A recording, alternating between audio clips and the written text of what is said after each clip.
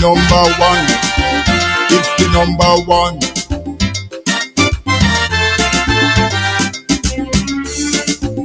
Why you disown agriculture? I'm talking to the youths of this nation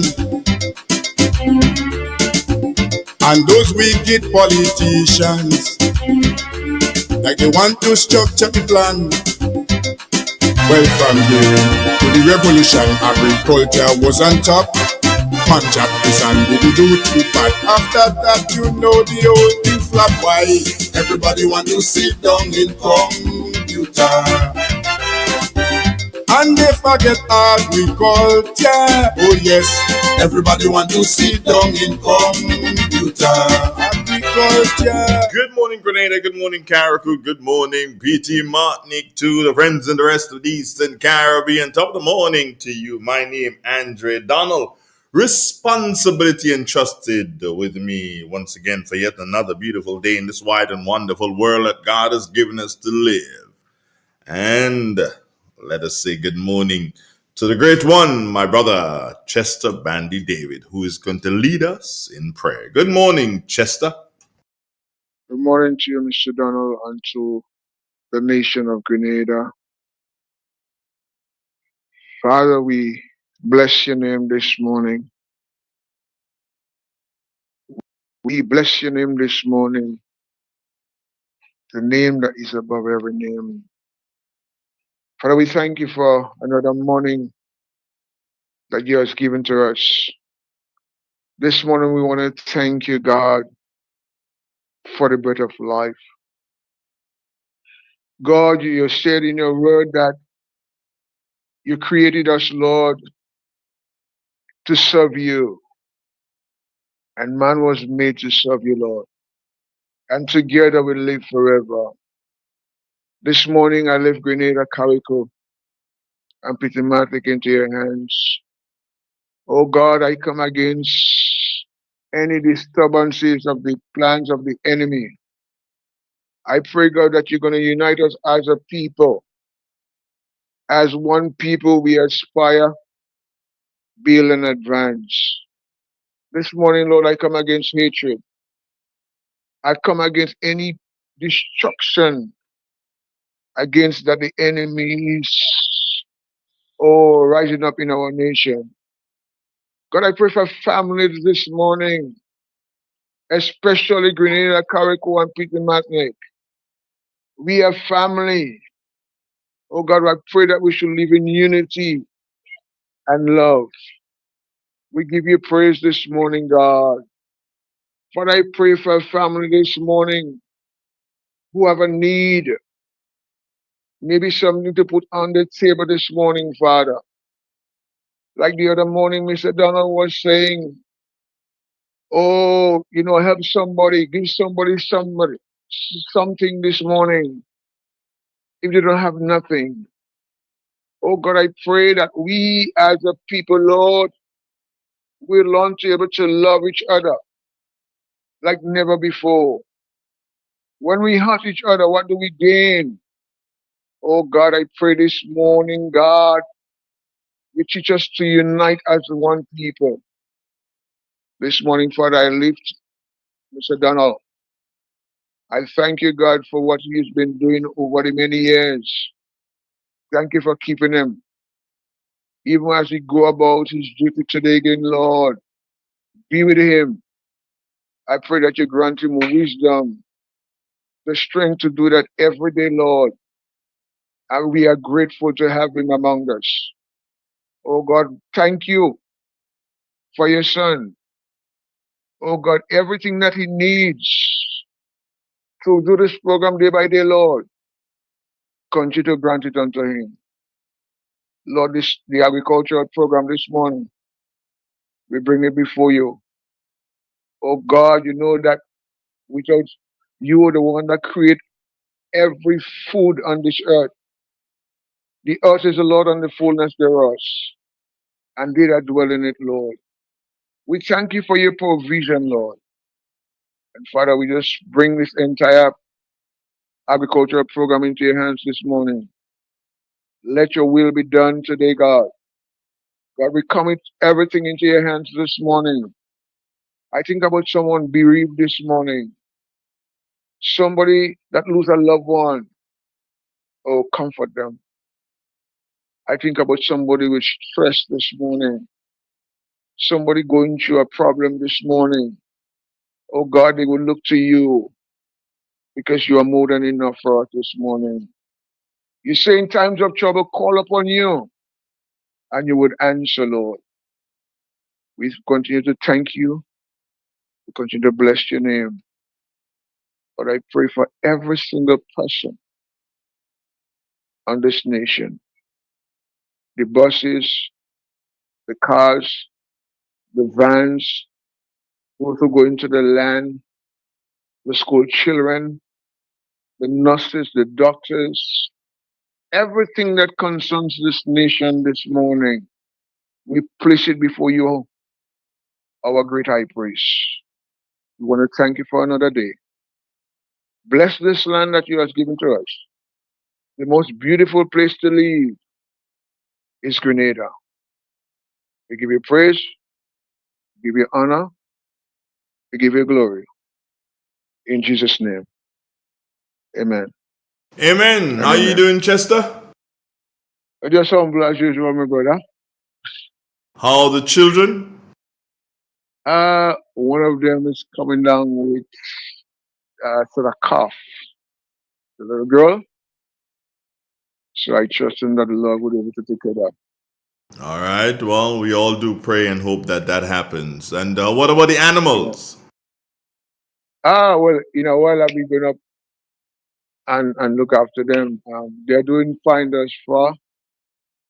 And I just doing breakfast and then to move up and look after them. I realize that somebody thieved the pineapples, man. I ain't get no pineapple. Nah, they just sending out. Um, um, yeah. When I have it finished, so they just send out new sets. All right, my brother. Yeah. Well, take care of yourself. I'll catch you again. One love. Blessings. It's real. It's 91. Good morning, Grenada, Caribbean. Good morning. Brother Rodney, how you doing? Here's hoping that you're having a wonderful day. So we're getting ready for drumsticks, and then after drumsticks, we've got the weather. Have a feeling, might be Andre Charles this morning at the Met Office. We'll wait, we'll see. All right. Yes. In an industry where customers expect quality, M&N Hardware Limited is a leader in locally manufactured aluminum windows, doors, roofing, and guttering. Our manufacturing division is efficient, flexible, and will always go the extra mile to surpass customer expectations. If you need security, sash, casement, or projected windows, we're able to do it. Our security and heavy-duty doors are state-of-the-art and can be customized specifically for you. Using innovative coating technologies and protective film, our roofing and guttering is weather-resistant, providing outstanding color retention for many years. Available in 24 and 26 gauge and a variety of color options. We are the leading company, a family that is proving to customers they can have their dream products. M&N Hardware Limited. Foundation to roof, let's build together.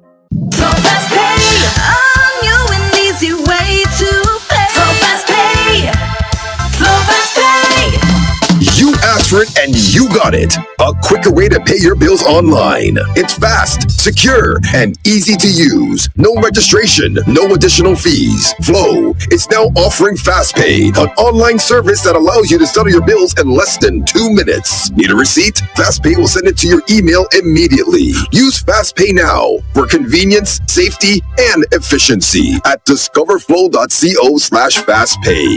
So fast pay, 2 minutes and you're on your way. So fast pay, so fast pay. Flow is keeping you connected. Neighbor, you don't want to save money on your water bill and know your water supply is sure even in the dry season? You ever consider catching the rain and storing it in a barrel or a tank? Well, now they're calling it rainwater harvesting. That is when you collect rainwater from the roof and store it to use later in a tank or a cistern. Personally, I just use my water to wash my clothes, clean the house, water plants, flush the toilet, clean the car, and even bathe and feed the dog. But if you want to use it to drink, then you have to filter and treat the water properly. The people from the G Cruise project say harvesting rainwater supports Nawasa with distribution, saves money on your water bill, and even prevents flooding and erosion. It's also a good way to mitigate the effects of climate change. To build your own rainwater harvesting system, check a plumber or visit a hardware store to get the materials you need. Follow G Cruise 473 on Facebook, Instagram, X, and YouTube to learn more about rainwater harvesting. WASA. Make sure your children wash their hands today. Wash your children's hands and do it properly. Use plenty soap and water to ensure that they are germ-free before each meal. After using the bathroom, there are plenty germs outside, so when they play, obey this rule. WASA. Wash. Make sure your children wash their hands today. A message from UNICEF and this radio station. It is said, the proof of the pudding is in the eating. Therefore, the authenticity of the beverage can only be acquired in the taste. A taste which is original to Antoine de Beauregard Industries and comes from a combination of spices and local rum, which can hold its own all over the world. Woodman, a strength which speaks for itself. A taste which stands out from the rest, bottled with care, which speaks to perfection. Try Woodman today and be stunned by a flavor as never before. Let your palate savor that which is produced locally. Do not be deterred by substandard products. Our taste speaks volumes and sets us apart from the competition. You will be satisfied with every sip of our product. Say rum, say Woodman, feel satisfaction. Now that's quality.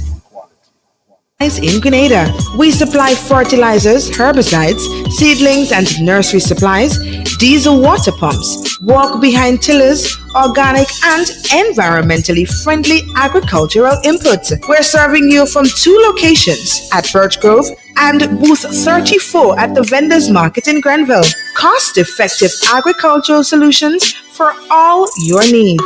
Visit Gittins Home and Garden Center for the best in everything agriculture. Call us on 409-2175 or 438-4337. Gittins Home and Garden Center, from your farm to your backyard.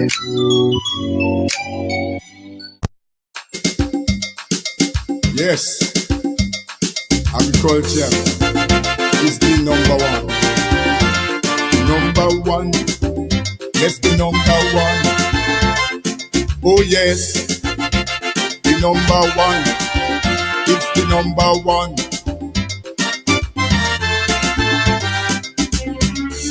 It's real, it's 91. Good morning, drumsticks. Good morning to you. Good morning to the nation. I read it from the word of God, Psalm 8:36. Bow down thy ear, O Lord, hear me, for I am poor and needy. Preserve my soul, for I am holy. O thou my God, save thy servant that trusteth in you. Be merciful unto me, O Lord, for I cry unto thee daily. Rejoice thy soul of thy servant.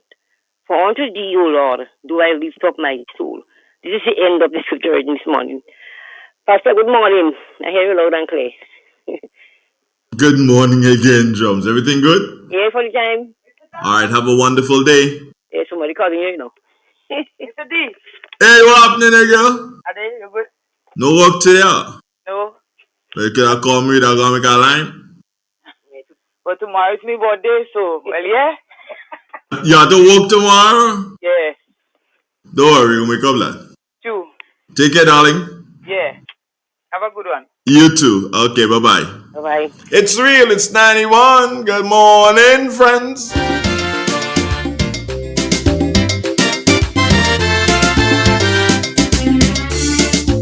We used to ship plenty nectars all the way down to Trinidad during the revolution. We used to use up all the fruit that we had. When we could do nutmeg and banana was at the highest level. Now the youth them don't want to take over from the elders and continue. Oh gosh, why everybody want to sit down in computer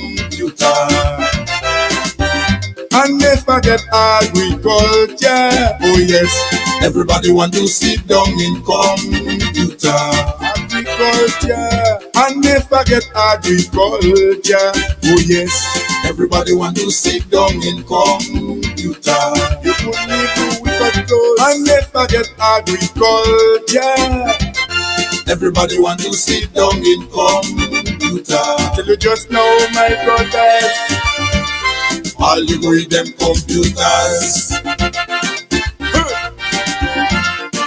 Lord, Lord, Lord.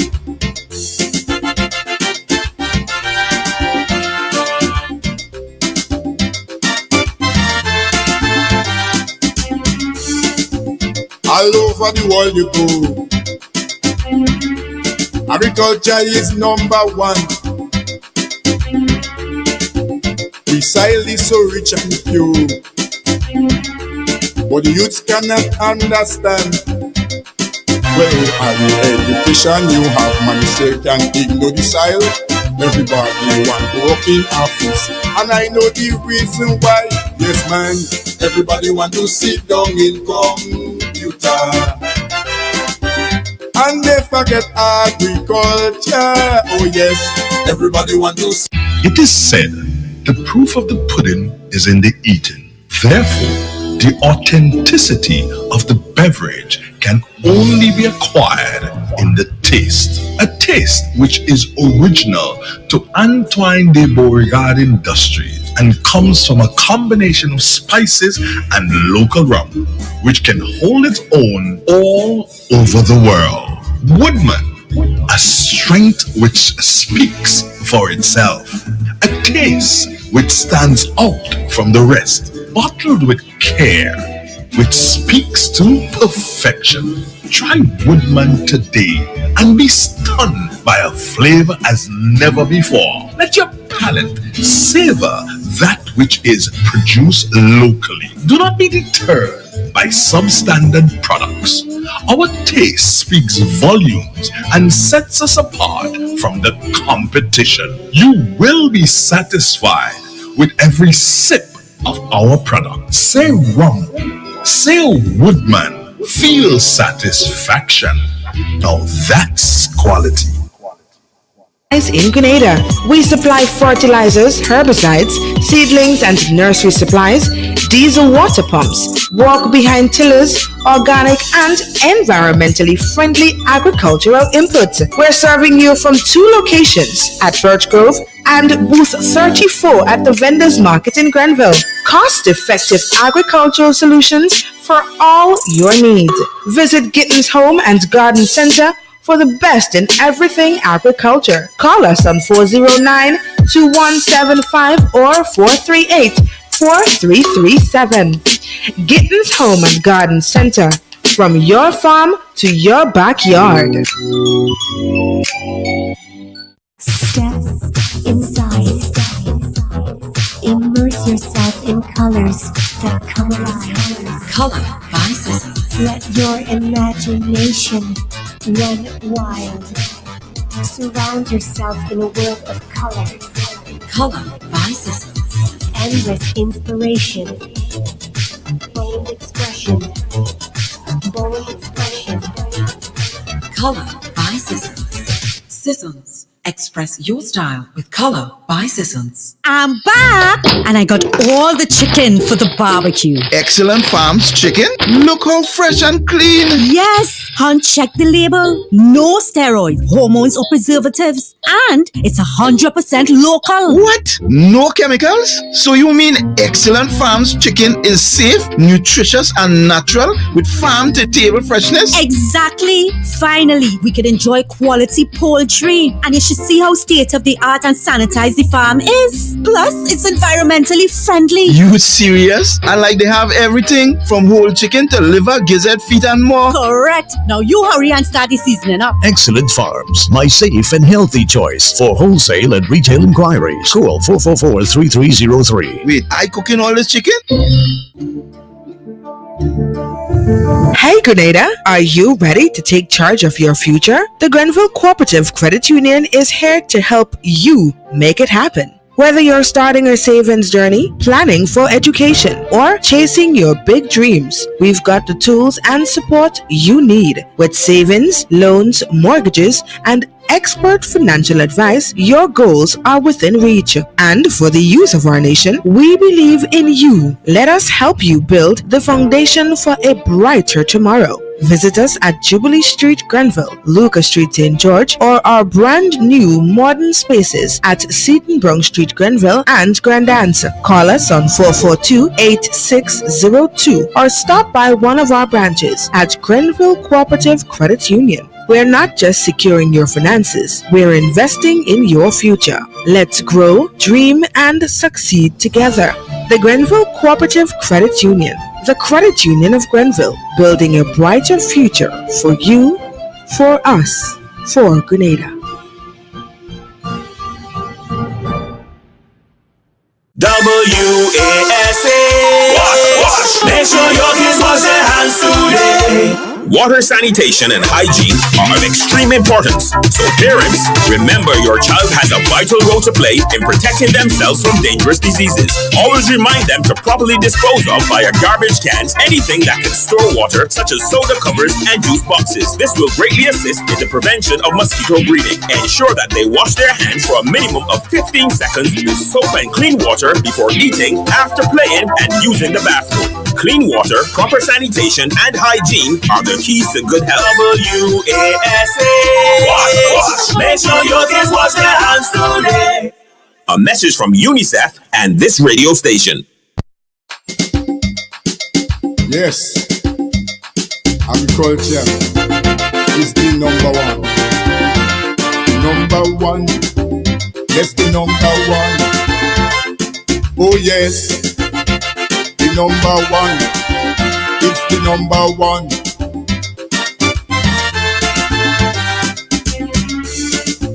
Why you disown agriculture?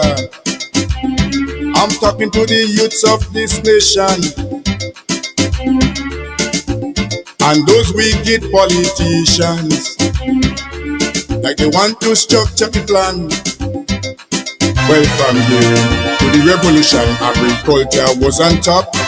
Man jack this and didn't do too bad. After that, you know the whole thing flop. Why? Everybody want to sit down in computer and they forget agriculture. Oh yes, everybody want to sit down in computer. Agriculture, and they forget agriculture. Oh yes, everybody want to sit down in computer. You put me through with a code, and they forget agriculture. Everybody want to sit down in computer. I tell you just now, my brothers, all you go with them computers.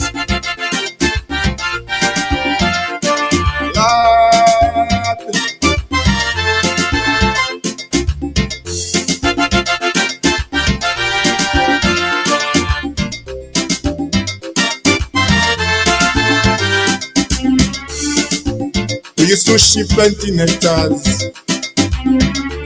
all the way down to Trinidad during the revolution. We used to use up all the fruits that we had. When we could do nutmeg and banana was at the highest level. Now the youth them don't want to take over from the elders and continue. Oh gosh, why? Everybody want to sit down in computer and they forget agriculture. Oh yes, everybody want to sit down in computer. Agriculture, and they forget agriculture. Oh yes, everybody want to sit down in computer. You put me through with a toast, and they forget agriculture. Everybody want to sit down in computer. Tell you just now, my brothers, all you go read them computers. Lord,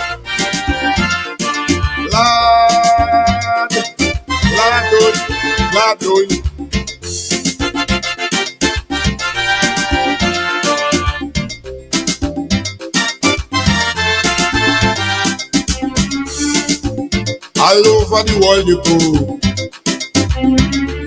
agriculture is number one. The soil is so rich and pure, but the youths cannot understand. Well, all the education you have, man, still can ignore the soil. Everybody want to work in office, and I know the reason why. Yes, man, everybody want to sit down in computer, and they forget agriculture. Oh yes, everybody want to sit down in computer, agriculture, and they forget agriculture. Everybody want to sit down in computer. You put me through with a toast, and they forget agriculture. Everybody want to sit down in computer. Tell you just now, my brothers, all you go read them computers. Oh yes. All right. Agriculture. Good morning, Grenada. One number. Yeah, I'm here. Didn't go anywhere. I'm just trying to get my bearings this morning. Number one, agriculture. Yeah. Oh yes. Number one. Number one. Number one. Yes, the number one. Yeah, the number one.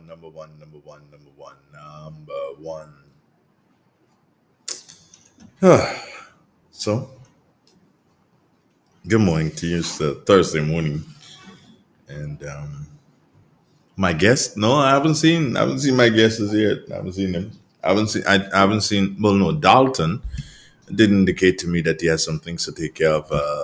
He's planning for a big event that he has coming to Poetry, La Poetry, yeah. So I knew I wasn't going to be able to see Dalton today.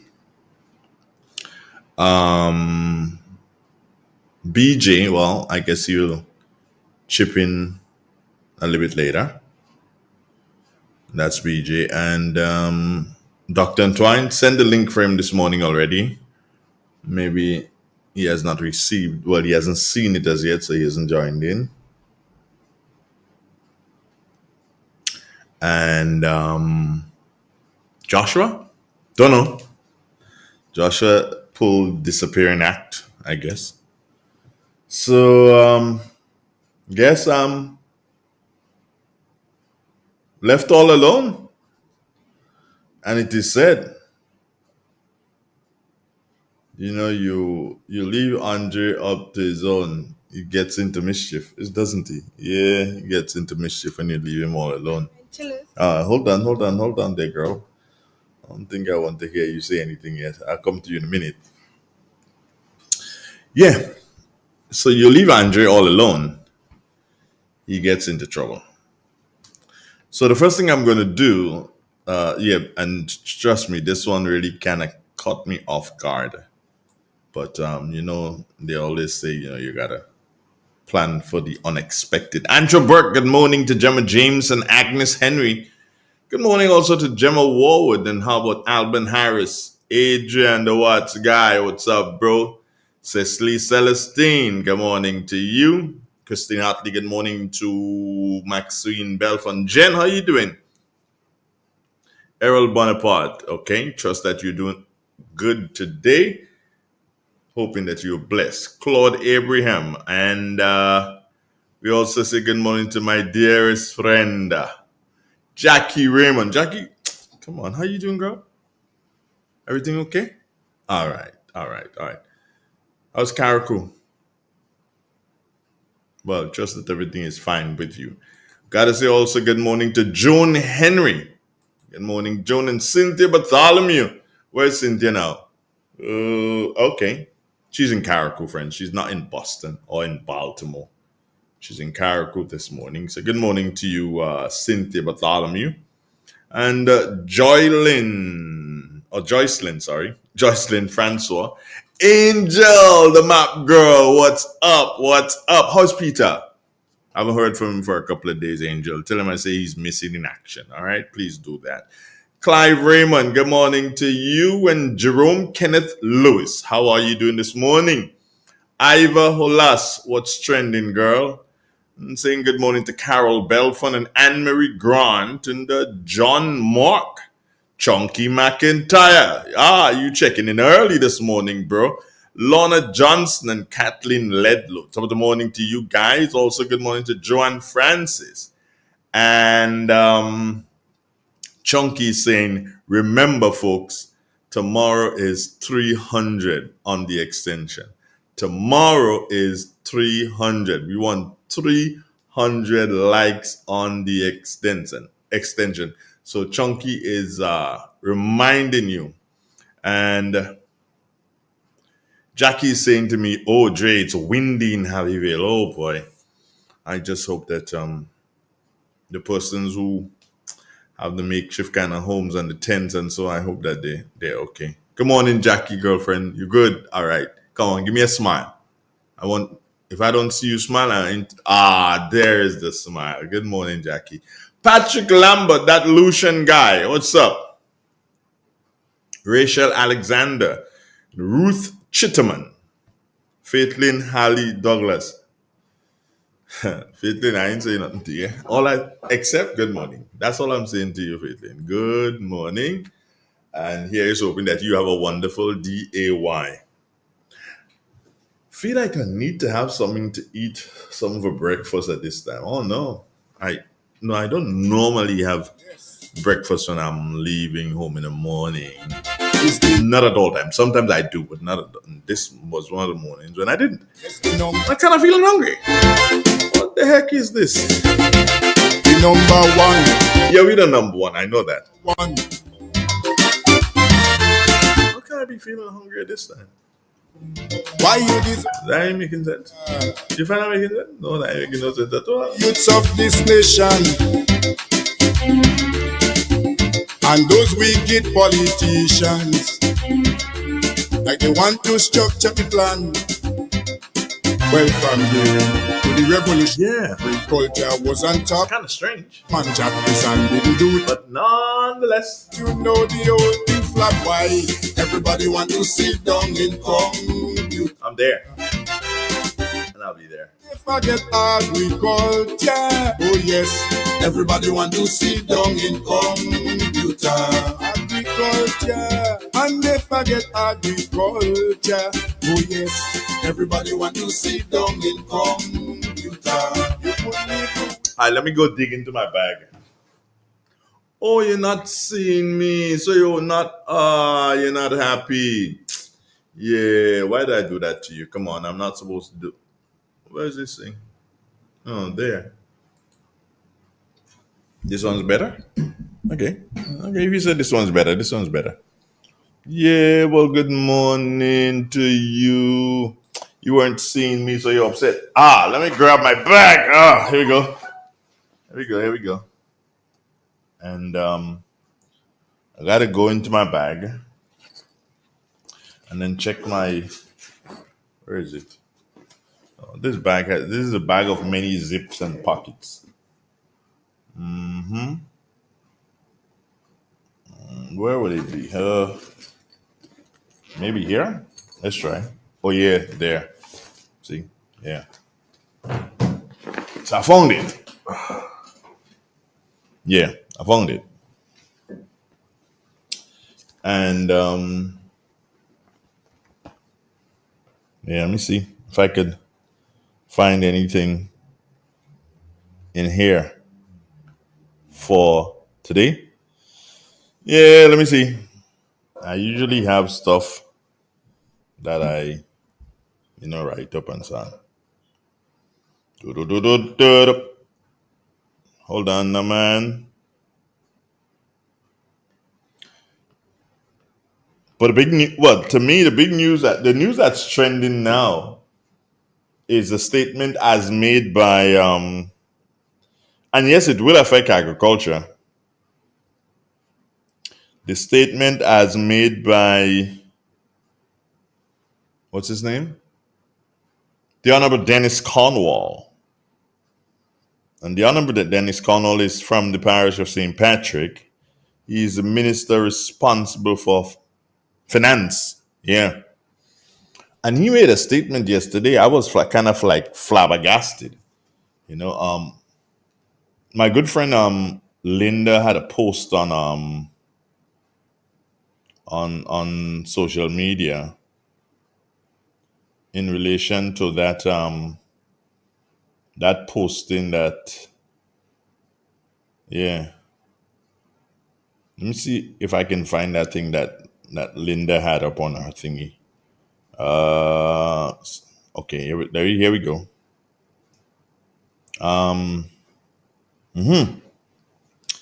And it goes like this. And I found this rather kind of like disturbing, if you'll call it. Finance Minister Dennis Cornwall said this at a news conference, a press conference earlier today, which was yesterday, after announcing that the budget day is on the 7th of March. And he said, we will present to the Parliament an opportunity to have us borrow extra money for all our development projects that will be coming up. I will wait until that number is finalized before I announce it to the nation. I know that the ballpark figure we are looking at is around $725 million. $725 million. That's easier, but whether or not whichever currency that is, a lot of money still, based on the nation, yeah. And I'm puzzled. I'm very puzzled as to that statement. But then again, that is not the thingy for this morning. That is not what we're talking about. We're talking agriculture this morning. Trying to stick within the boundaries. Christine Alexander is saying special agricultural morning to Mr. Donald, together with the staff and the farmers and listeners and viewers, wishing everyone a great Thursday with love of blessings. Thank you very much. Theresa Joseph, top of the morning to you. How is Toronto, girl? Is it cold? I think it snowed yesterday, did it? I think so. Desmond DeBellet, how are you this morning? And Alban Harris. Andre, it looks like you got your phone back. Alban Harris. Well, Alban, if you're looking, look. See, if I not look like I got a phone back, this is my tablet. Tablet. You don't understand.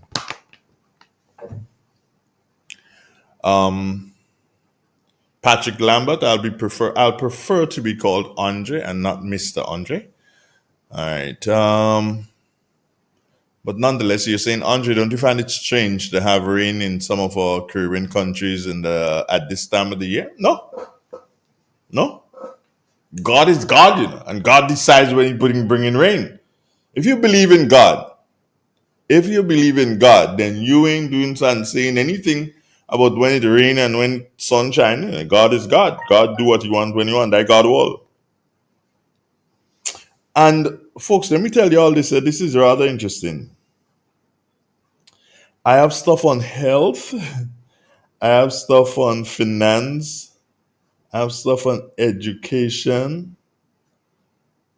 I even have stuff on Ron Redhead, Jonathan Lacroix. That was some long time ago. I had this. Yeah. Could you imagine? I have all that. And I have absolutely nothing on agriculture. Why would I not have something on agriculture? Are we looking at a situation that I am treating agriculture as the Minister for Agriculture is treating the said sector? Is that possible? Yeah. Is it possible that I am emulating the actions of the said Minister for Agriculture? Because word out is that he ain't doing anything for agriculture, or hasn't done anything, or continues not to do anything for agriculture. Yeah. This is interesting. I can't believe. And so when I go home this evening, I promise you, friends, I'm going to kind of like dig deep to see if I can at least put up some things in relation to agriculture so that when I have the problem, hey, what's wrong with this girl? What's wrong with this girl? I'm leaving. I did go now. Hey, everybody. Hello. What you disturbing me this early morning? Huh? I disturb you? Yeah. We're going. Not working today? I can't say that on air. Oh, you can't say What that? I want to say. But you're going to work, ain't it? Yes. Okay. So we'll enjoy your trip to the Sister Isle. I will. You know? What's it you're really going to do? Because I know it's something to do with water. Yes, there is the launch of Aqua Aid today. So say that in that microphone over there. Yeah, you wouldn't see her, but you'll hear her. What is it you're really going to do? So I am going to the launch of the Aqua Aid project, right? Whereby a group of people, I can't remember the name offhand, which is really bad because I keep mixing names. But they are having this project whereby they are supplying. They are having or they have? They have. Well, it's launching today, so they're having. Okay.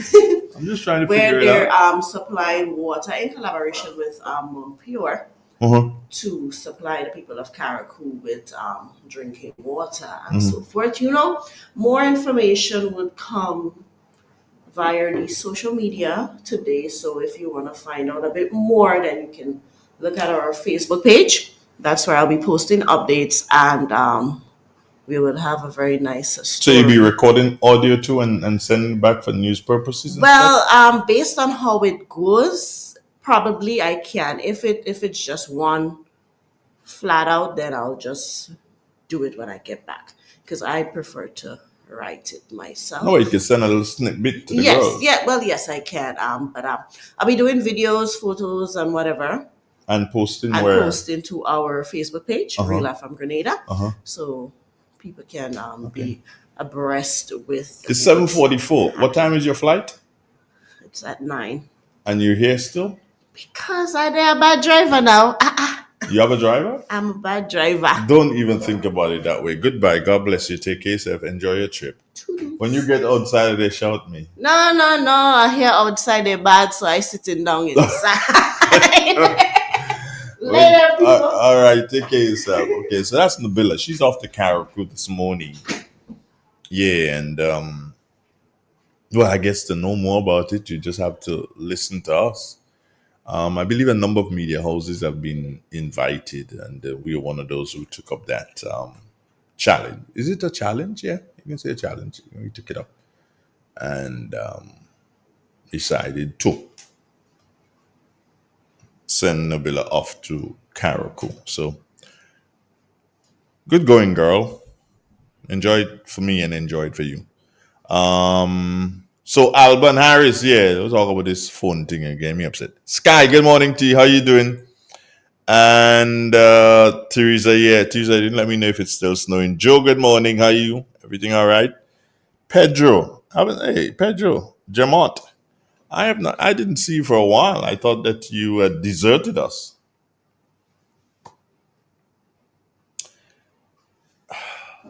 Whenever you leave Andre to himself, he does strange things.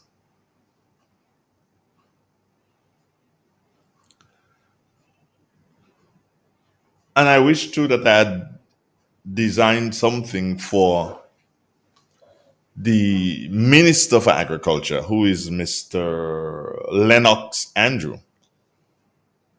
Yeah, but I didn't. So I don't want to go shooting in the dark. But I can tell the MP, I'm disappointed in you. But then again, who the hell is Andre to be disappointed? As a business, you don't really care about that, do you, Minister Chotai? You ain't really care about that. However, my disappointment in you, Minister, it comes. Let me see if I can fix this thing. Right.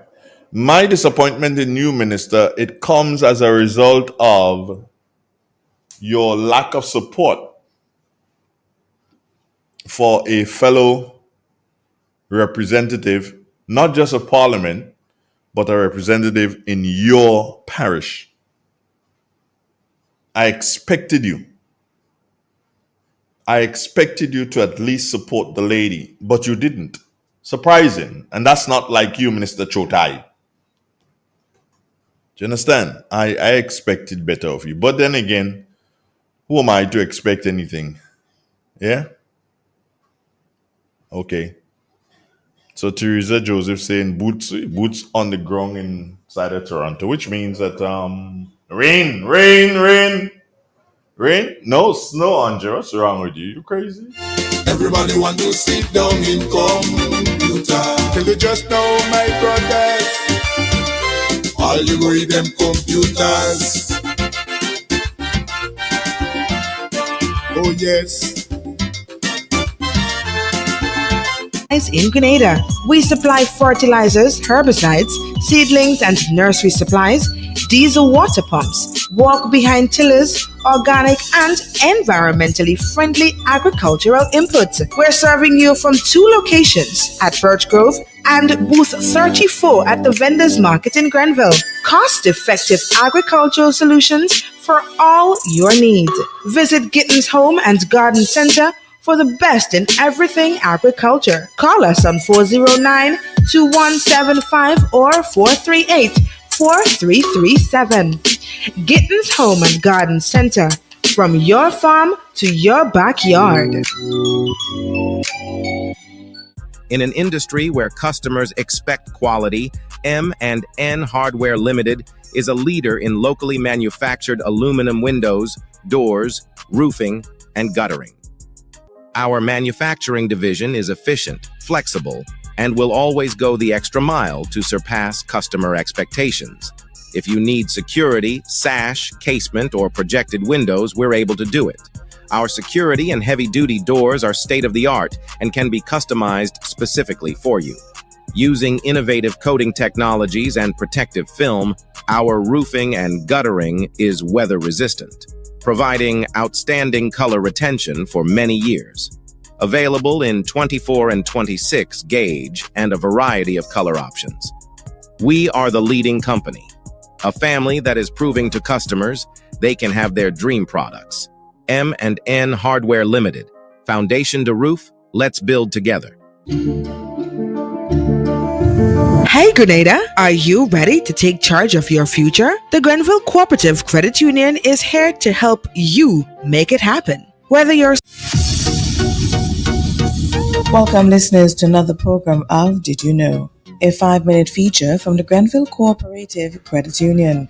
I am your presenter, Oslin Crosby.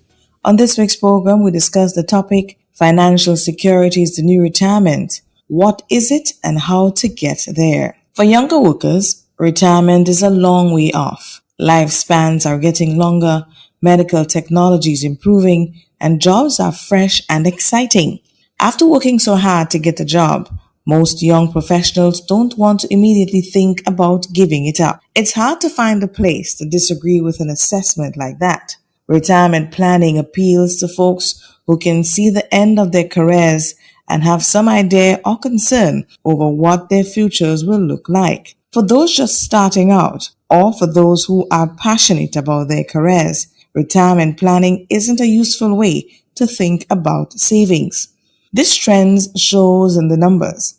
A recent survey showed that 48% of Gen Y respondents aren't saving for retirement. Another 33% started saving but have stopped. It's tempting to look at that data and see a bunch of ignorant people, but there might be something more complicated going on. Maybe the language of retirement just doesn't work for today's young worker. For more and more young people, financial stability is replacing retirement planning as the savvy way to think about saving for the future. A lot of the same tools work for both options. The biggest difference is that you don't have to be old to be financially secure. What is financial security? According to Investopedia, financial security is having enough passive income to cover your expenses for the rest of your life. For example, if you have rental property, dividend income, savings account interest, and a turnkey business that provide enough money to live on, you've achieved financial security. As you age, more of your income is provided by these opportunities, leaving you with more time to pursue your passions. Financial security is having the means to quit a job you may not enjoy. It's the freedom to move somewhere because you want to live there rather than because you're following a job. It's being able to turn a month off to work on a novel or screenplay. It means you can take care of an ailing parent or take vacations on your own schedule. It's not quite retirement. The assumption of financial security is that you're still making money somehow, whether in residual income from your work you've already done or from small business opportunities you work to maintain. It does look very similar to traditional retirement, though. We're due now for a break. More when we return. The Grenville Cooperative Credit Union, the credit union of Grenville, takes you where you want to be.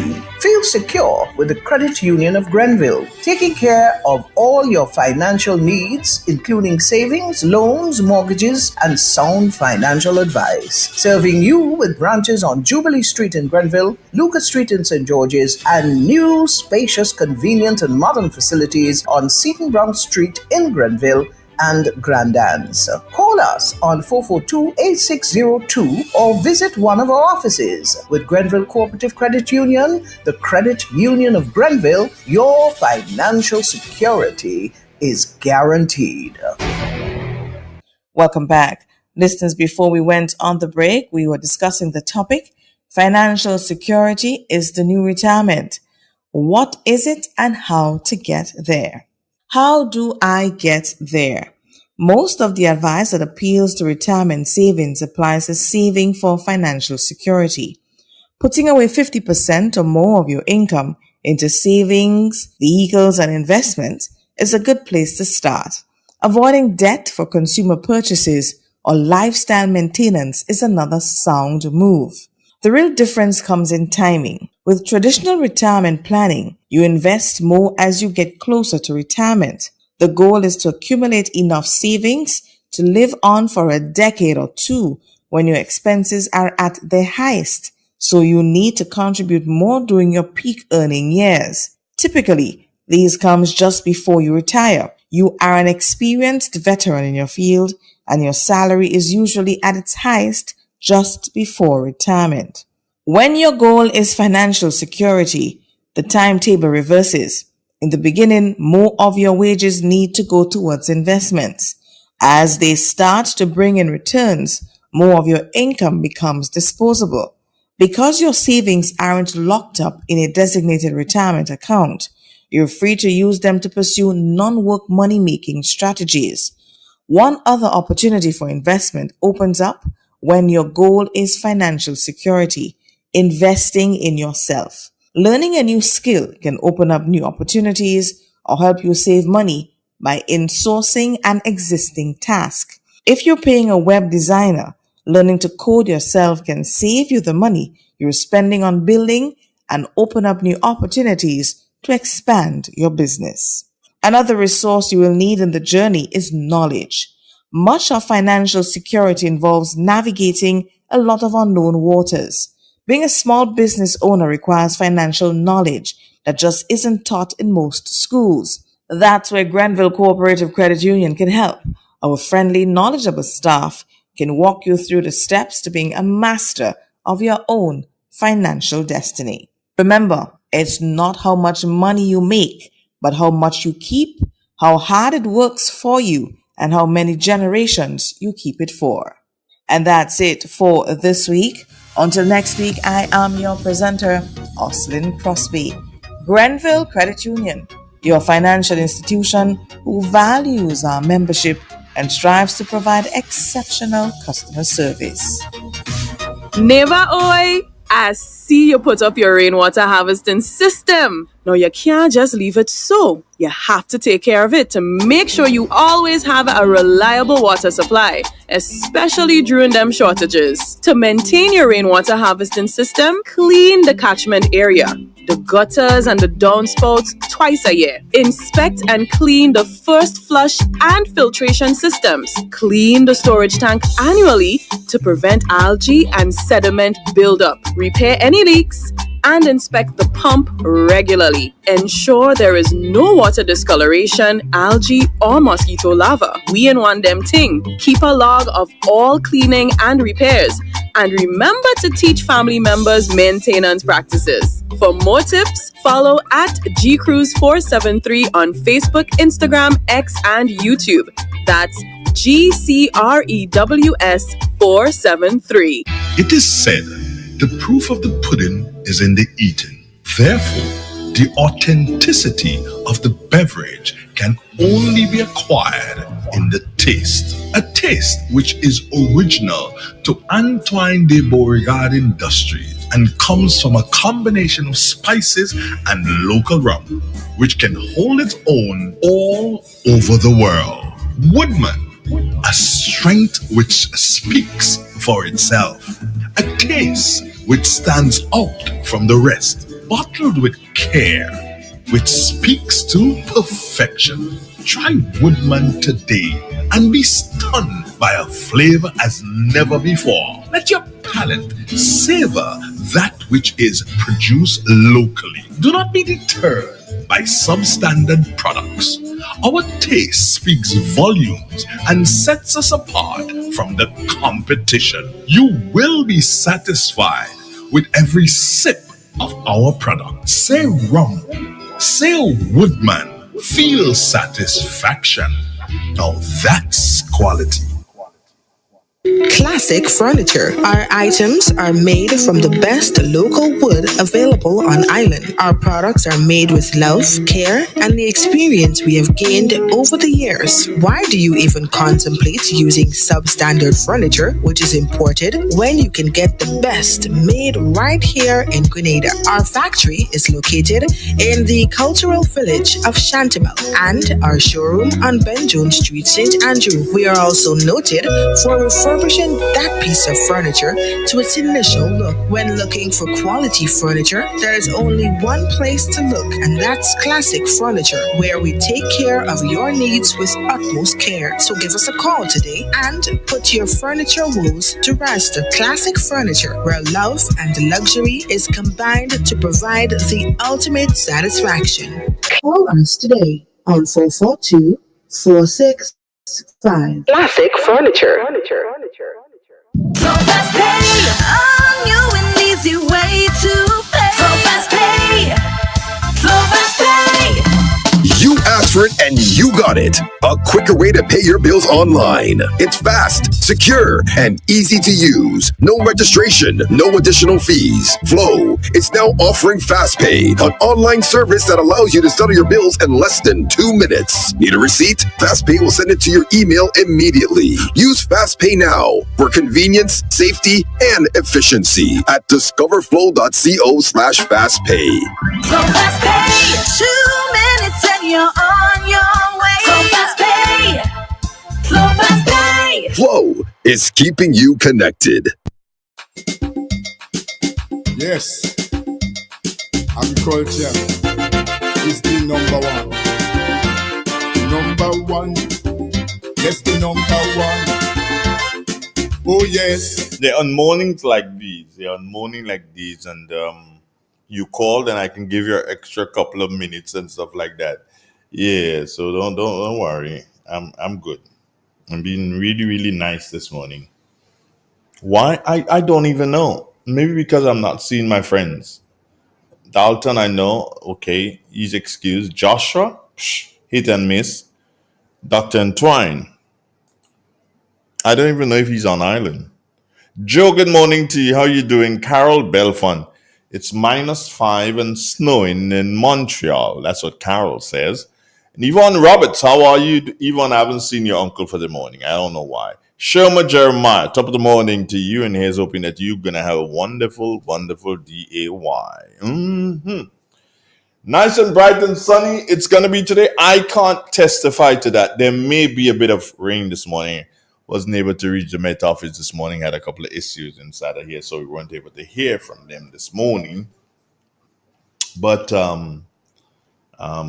sort of hoping that today ends up being a nice and bright and sunny day. Normally they send a forecast, Let me just do a double check here and see if they did send the forecast for this morning. There is that possibility. As he want, come over here, microphone. Yeah, that's right there. Oh, yes, they did, and it was sent by my good friend, the morning forecast, and that was sent earlier on this morning, by Andre Charles. And based on the information he gave, the public weather forecast for the state of Grenada valid today and tonight, 6 a.m., of course, until 6 a.m. tomorrow morning. That's for today, Thursday, the 13th day of February, 2025. The weather, partly cloudy, windy, and slightly hazy, with an increase in cloudiness at times, with isolated showers. There are no warnings in effect. Today's maximum temperature is expected to be 30 degrees Celsius. Winds easterly to northeasterly and to east southeasterly at 12 to 22 miles per hour.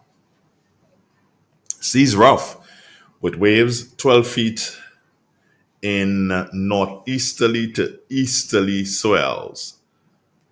A marine and high surf advisory is in effect. Tides low at 11 a.m. and high tide today is expected to be at 4:30 p.m. Sunset today at 6:13.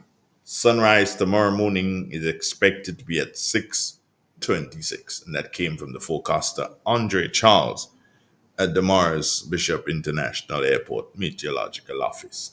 All right. No, there is a there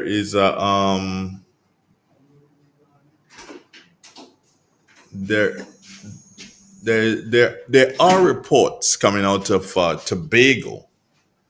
So if any of our fishermen are going out, there are reports coming out of Tobago that a vessel out of Tobago, fishing vessel out of Tobago, with two gentlemen that went out the day before yesterday, and that would have been on Tuesday, and they have not yet returned to the to port. meaning in Tobago.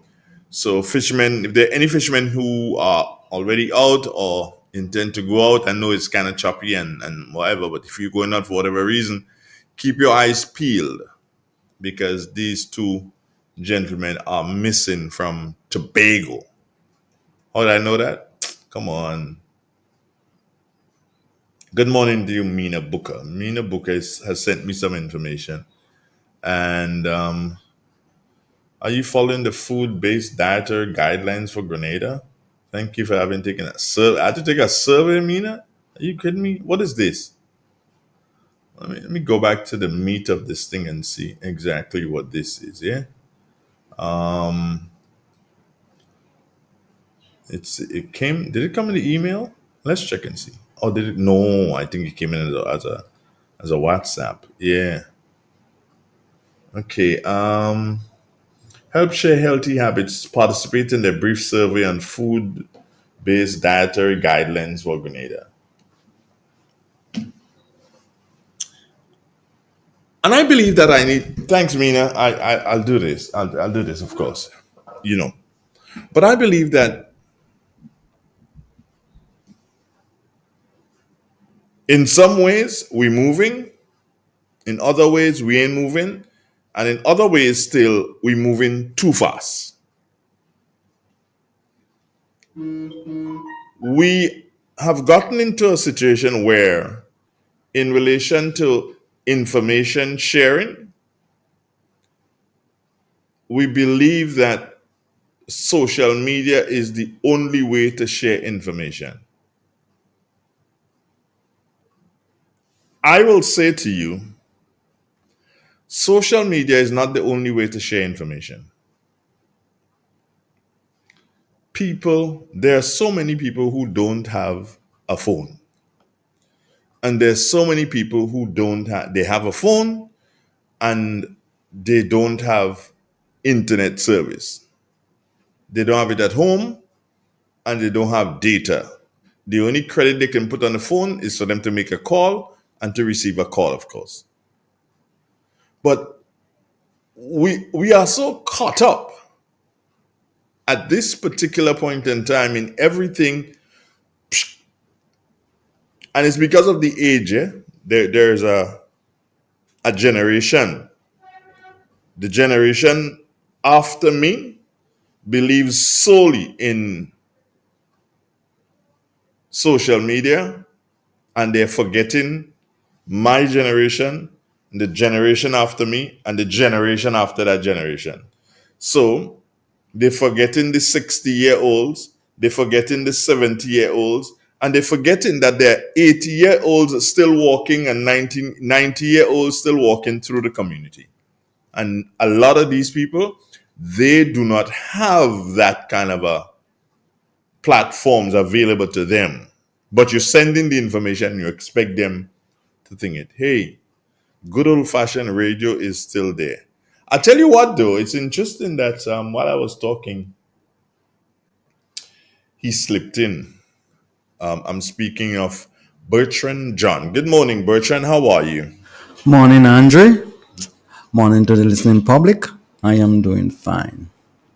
Warm and easy as always. Oh, that's you there. That's me. Yeah, the people are seeing you. So you're warm and easy as always. So how's your week? So far, the week is going good. Mm-hmm. Getting a bit of work in. For me, I judge the week by the quantity of work I get in. Okay. Well, if I'm to judge a week by the quantity of work that I get in, boy, papi, my weekend them is serious weeks, bro. Yeah, that's what I'm trying to tell you. Yeah. And if money so follow it, so be it. No boy. I wish money could follow my kind of pattern. I'll be so very happy if money could follow if money was following BJ, my kind of work pattern. First of all, I'll employ at least two more persons. Three more persons I'll employ. if money was following the thing like that. But it doesn't follow the thing like that. So I can't. And then Sometimes you don't follow it immediately. DJ, watch. Maybe your reward might come in a bit later. Have a little bit of patience. Be yourself, man. Kind of, as they say, as my good friend would say, kind of fool thing you talk about. All right. Let's have a little faith. BJ, I've been told about this faith thing. Have a little faith. Mm. For so very long. For so very long. Don't worry, man. Have faith. You can walk. Please. I've lost faith. Trust me. I don't think you ever had. Mm-hmm. No. I did. Mm-hmm. No. I did. I had a lot of faith, BJ. No, Andre, you thought you had faith. No. You can't tell me what I have. Don't even try that. Well, faith is not something that you just lost. What? You just lost faith. It took me some time. This is 20 years, BJ. 21 years now. You crazy? Are you mad? Andre, you probably need to pray a bit more. BJ, what kind of thing you trying to tell me there, BJ? Just trying to put you on the right path. No, BJ, it ain't working. You know, Andre, I had about 12 years, maybe 11. Mm-hmm. And I went to my neighbor's house one evening after school. And me and his son normally used to play marble. So I sat behind a kitchen because I didn't want her to see me, because I don't want her to see me, and a son going and play marble soon after school, Yeah. So I sat behind there, and the lady came out, Andre, and sat on a step. She never knew I was there. And she said, God, I have nothing to cook for my children this evening. I have 12 of them, and, put everything in your hands. And, just does not have anything, don't have anything to cook today. And the prayer was like that, And then the lady took a pipe and, the time them people smoke them black tobacco. Yeah. And I puffed to tobacco and I sat there quietly, I can't come out because I don't want her to see me. Andre, there was a silence that was louder than anything I ever heard. The place just gets seriously silent, And Andre, I'm not exaggerating, about 10 to 15 minutes, a little girl came in, they call her Giata, and she said, Miss So-and-so, I don't call the first name. Mommy said she had this $20 for you, and she sent it. The lady took the $20 and she said, thank you, Lord, I know you will provide. Andre, from that day onward, I do understand the power of prayer and faith. Probably need to pray a bit more and more regular, maybe 3-4 times a day. Your faith going to grow. How my someone went this morning? Are you convinced? That's the truth, Andre, from that day, I understand the power of prayer. Too many times we try to fight our own battle in our physical realm, and it just won us down. That's all what happens. I realized that anything you want and you pray seriously hard for it and you believe in your prayer, once it's genuinely, the Lord will, look at you, Andre, he will hear you. Just be genuine about it and just be real. You know which side the door is? You know which side the door is? You don't read me. Anyway, There's it right there. There's it right there. BJ. I come preaching your sermon in your radio station this morning. It's not about coming preaching sermon. That's not what it's all about tonight. It's not about coming and preach sermon. Is that yo, virgin? That's what you have been saying. Every time I tell you this, you say the same thing. I'll give you the same story. Yeah. Mm-hmm. You say, no, hold on. You say the same thing. And that will cause people like me to believe that, but ain't no God. I don't know how you want to call him. I don't No, know. whatever. I know there is a supreme being. You can call him anyhow you want to call him. I know there are forces that govern this world. You have said it. There are forces that govern this world. I'm sure about that. And at present, the forces that govern Grenada, happening. I have nothing. You know it. You know? Of course. You know it. You just play fool. Anyway, could you switch the conversation? Oh, you want to switch the conversation? Long time. That little sermon is enough to inspire you. Inspire me? That thing is more depressing more than anything else. Have a look of it, and somebody said, I think it's somebody whose name is Concerned, and Sky says, Amen. Concerned say, you speak right, BJ. And Concerned saying, God will fight for you, and you just hold your peace. Give me a break. He will fight for you, Andre, if you're genuine. So are you indicating to me that for 21 years, 20 plus years, I've not been genuine? BJ, give me a break, man. Come on, man. Don't do that. Sandre. Don't do that. So, Andre, sometimes it's not the genuineness. Sometimes God just teaching you a bit of patience. Think about what he do, Jacob and them man chop wood for how much years to get this woman, and then not this one. Them stupid. Them stupid. Andre, you stupid. A whole generation come out of that. Right, because I can't. Oh, hold on. Let me go there a bit. You want to go there? Let's go there a bit. I can understand that God want Jacob and them to bring forth generation and all kind of thing like that, and still making them fight so hard and work so hard to get woman. Patience.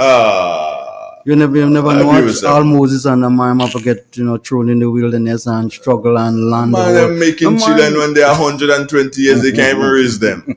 What should we talking there? Yeah. Andre, because of we choose to live, we age sort of a decrease in terms of numbers, in terms of longevity. How we choose, Andre. Them time they didn't have millions and billions of motor vehicles to pollute the atmosphere, my brethren. They didn't have all this. That man did bow and arrow to shoot you. Used to survive Silent. Silence are gone there. These days they have nuclear. Man, watch. Good morning, Bertrand. Morning, Andre. Morning to the listening public again. How are you doing? I am Andre. Good. I'm warm and easy. Unfortunately, this morning, and I'm thinking that I'm going to have you. I'm thinking I'm going to have Dr. Antoine. I'm thinking Joshua is going to return. I know Dalton is not going to be here today. So I'm like, okay, I ain't going to do no big setup. Well, not big set, do any preparation at all, because I could sponge off you guys, and we could take it through the morning. And would you believe, this is one of the mornings when I choose not to do anything. Oh, what a pity. Dr. Antoine, I sent him the link already. I didn't see he show up. And Joshua I realize now, is a hit and miss.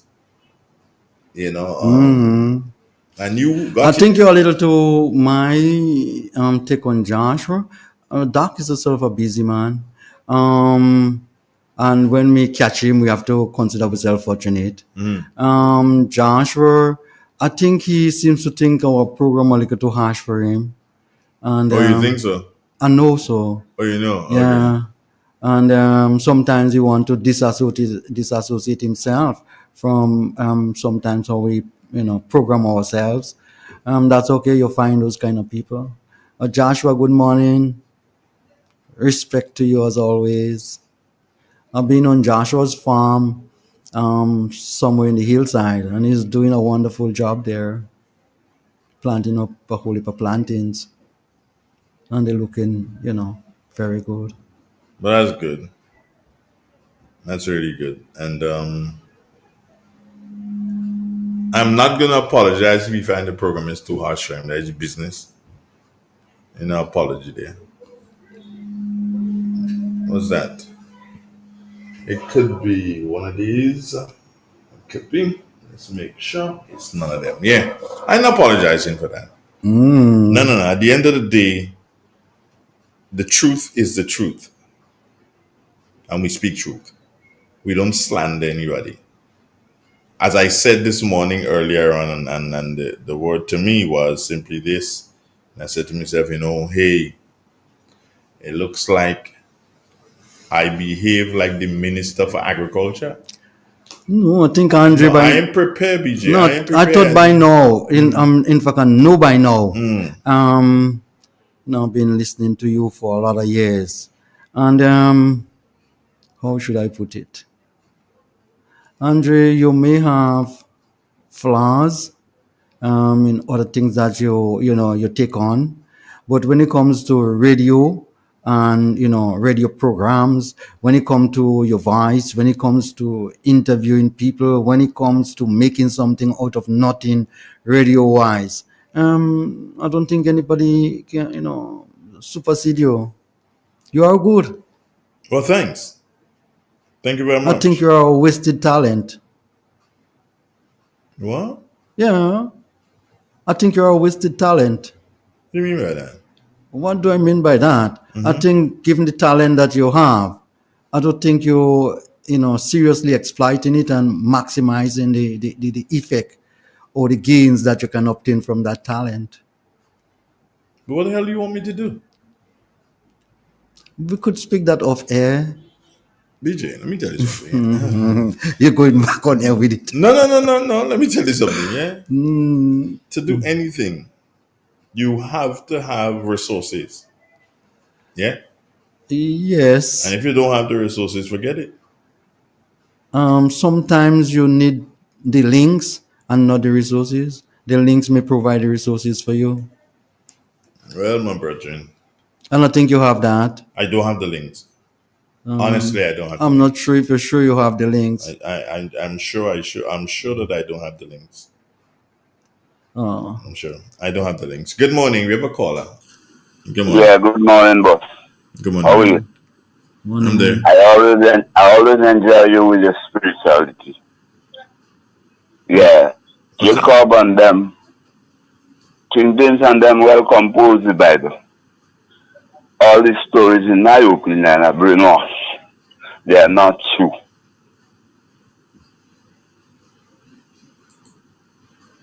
Okay, thanks.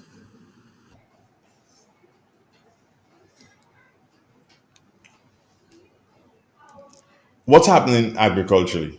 I mean, you must know. Agriculturally.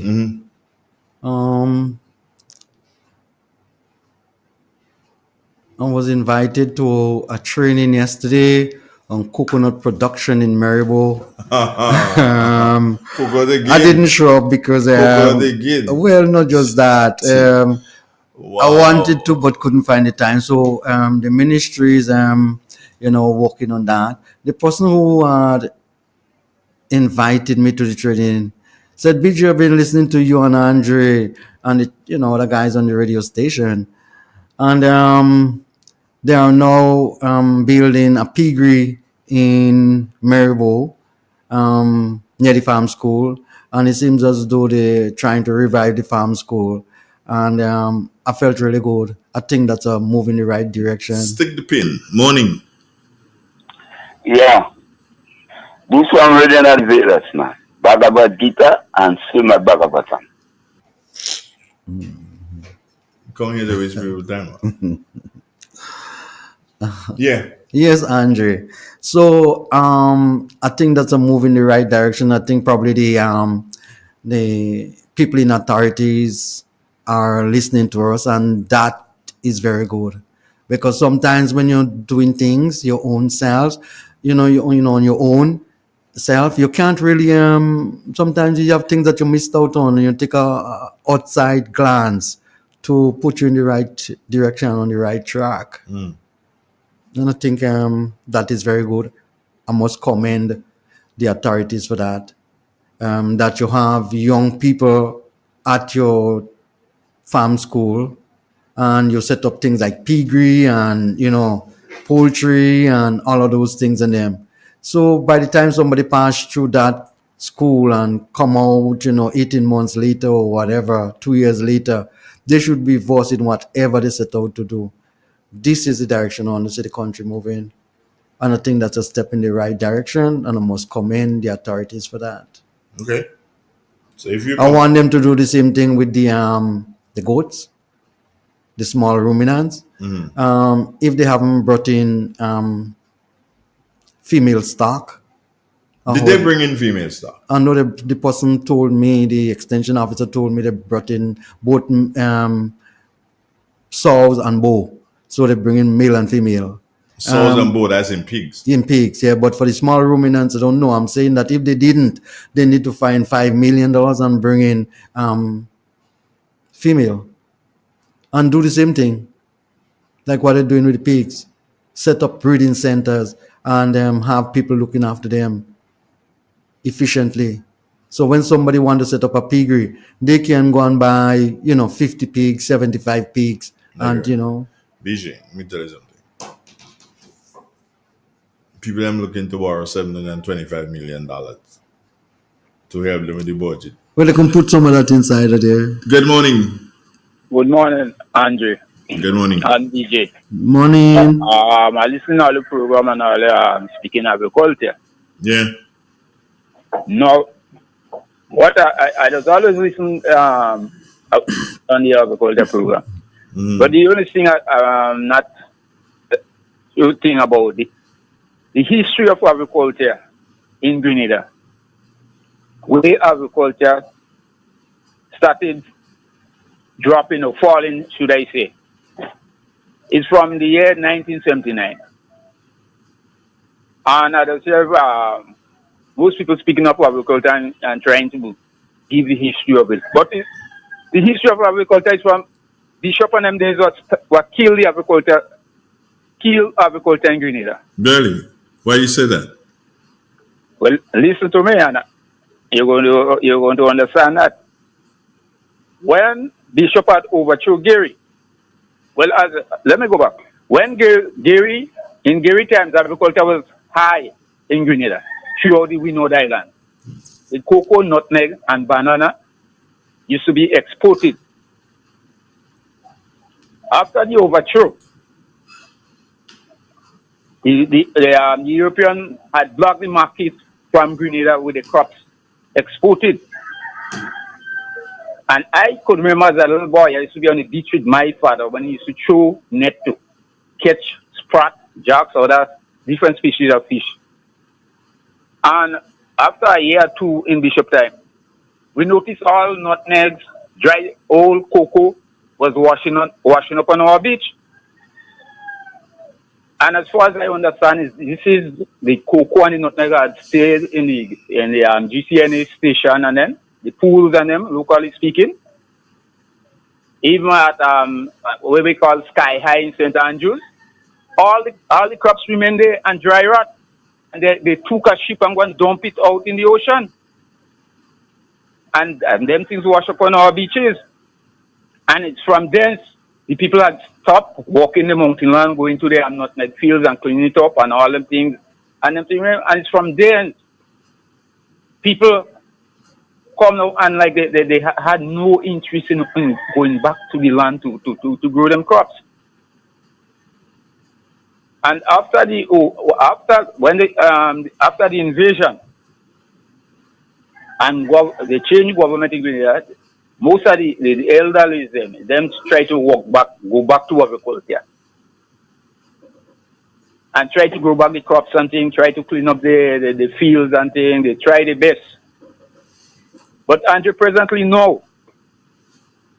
The older ones who used to do agriculture die out. Some of them, you have some existing, but they over 60, 70 years, they can't do this hard work again in agriculture. And you wouldn't get the youth to go back to that, to grow long-term crop.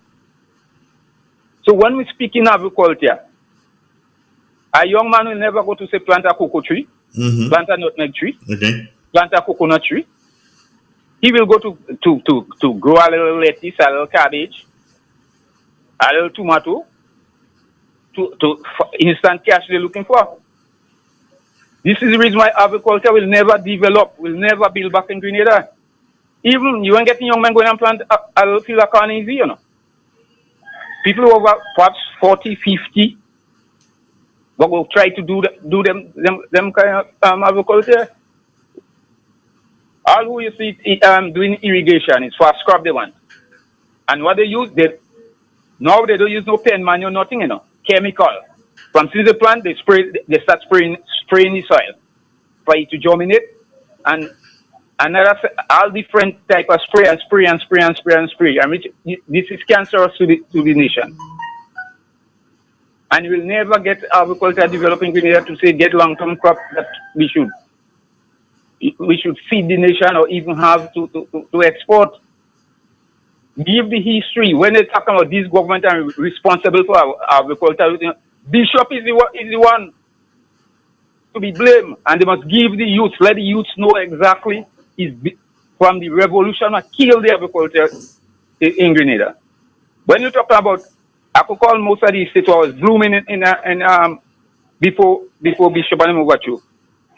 You check like the Maribo Estate, Hope Estate, Bacolet Estate, Don Family Estate, etc.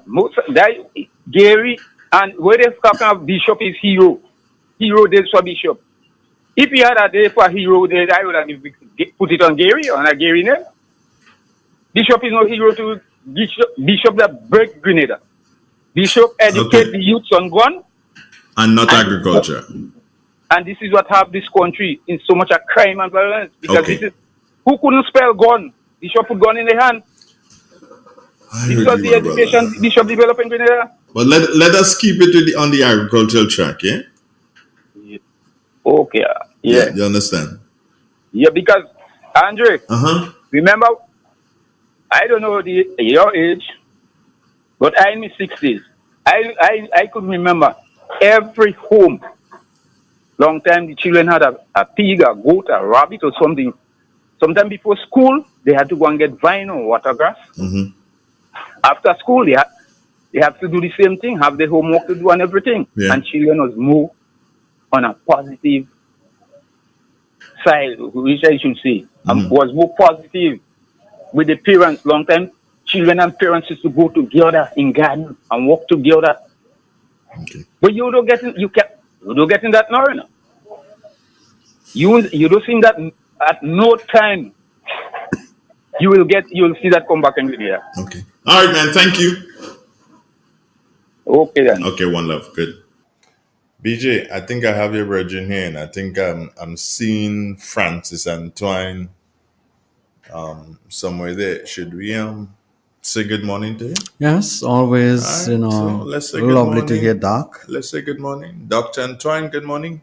Good morning, Andre. Morning, DJ. Morning, boss. Are your place looking dark and you're looking so far away from your computer? What's up with you? The truth, I just come into the house and I come from night shift. Oh, you're making room in the night now?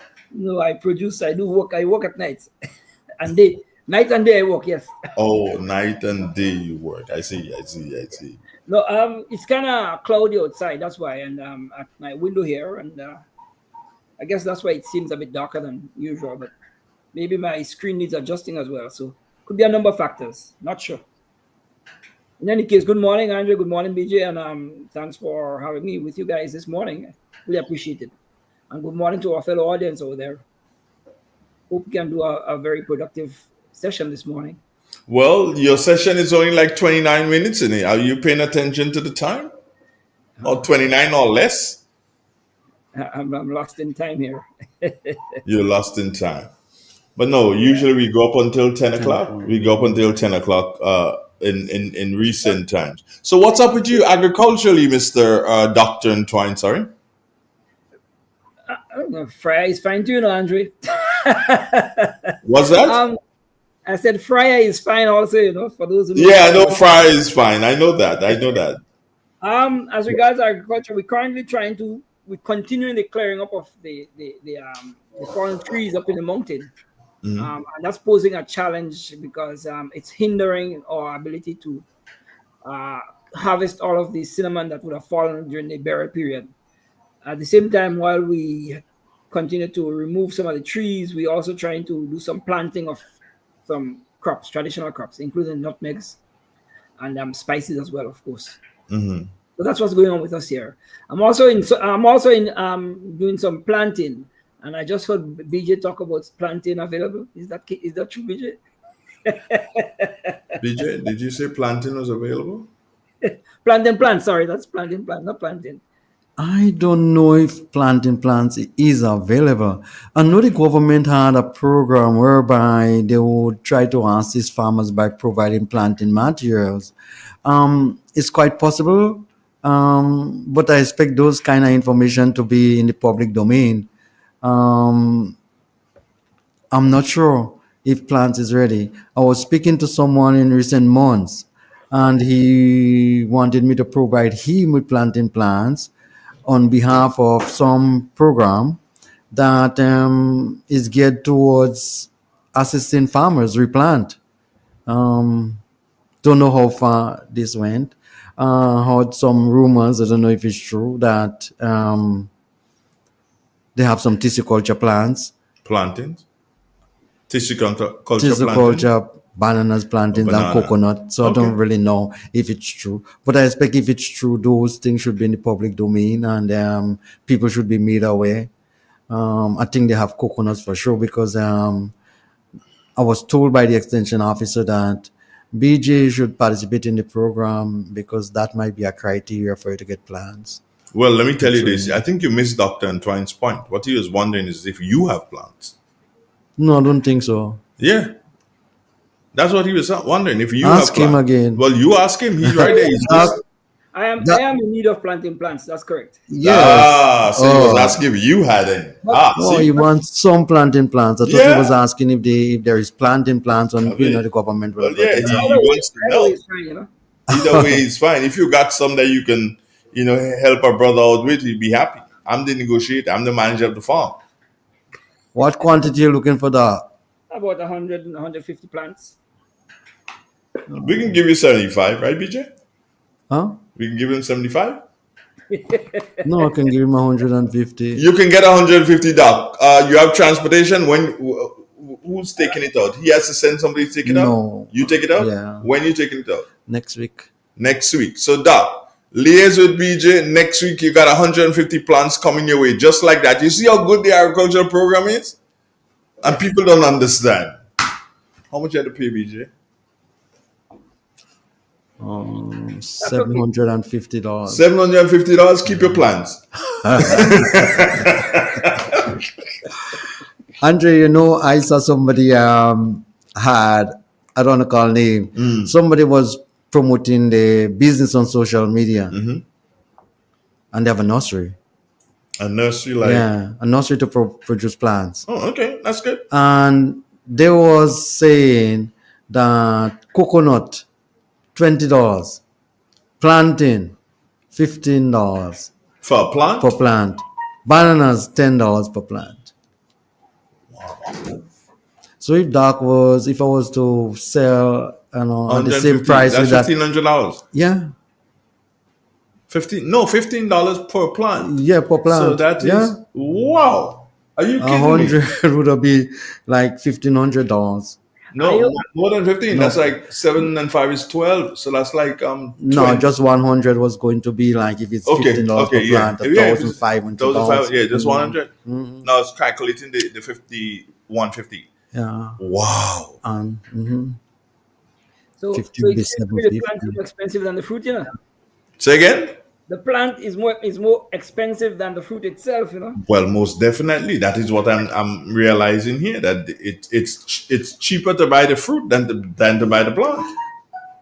Demand and supply. If you're on that demand and supply thing again. If you have plenty plants around, people don't pay that price for it, Andre. Scarcity. Oh my God. Jeez.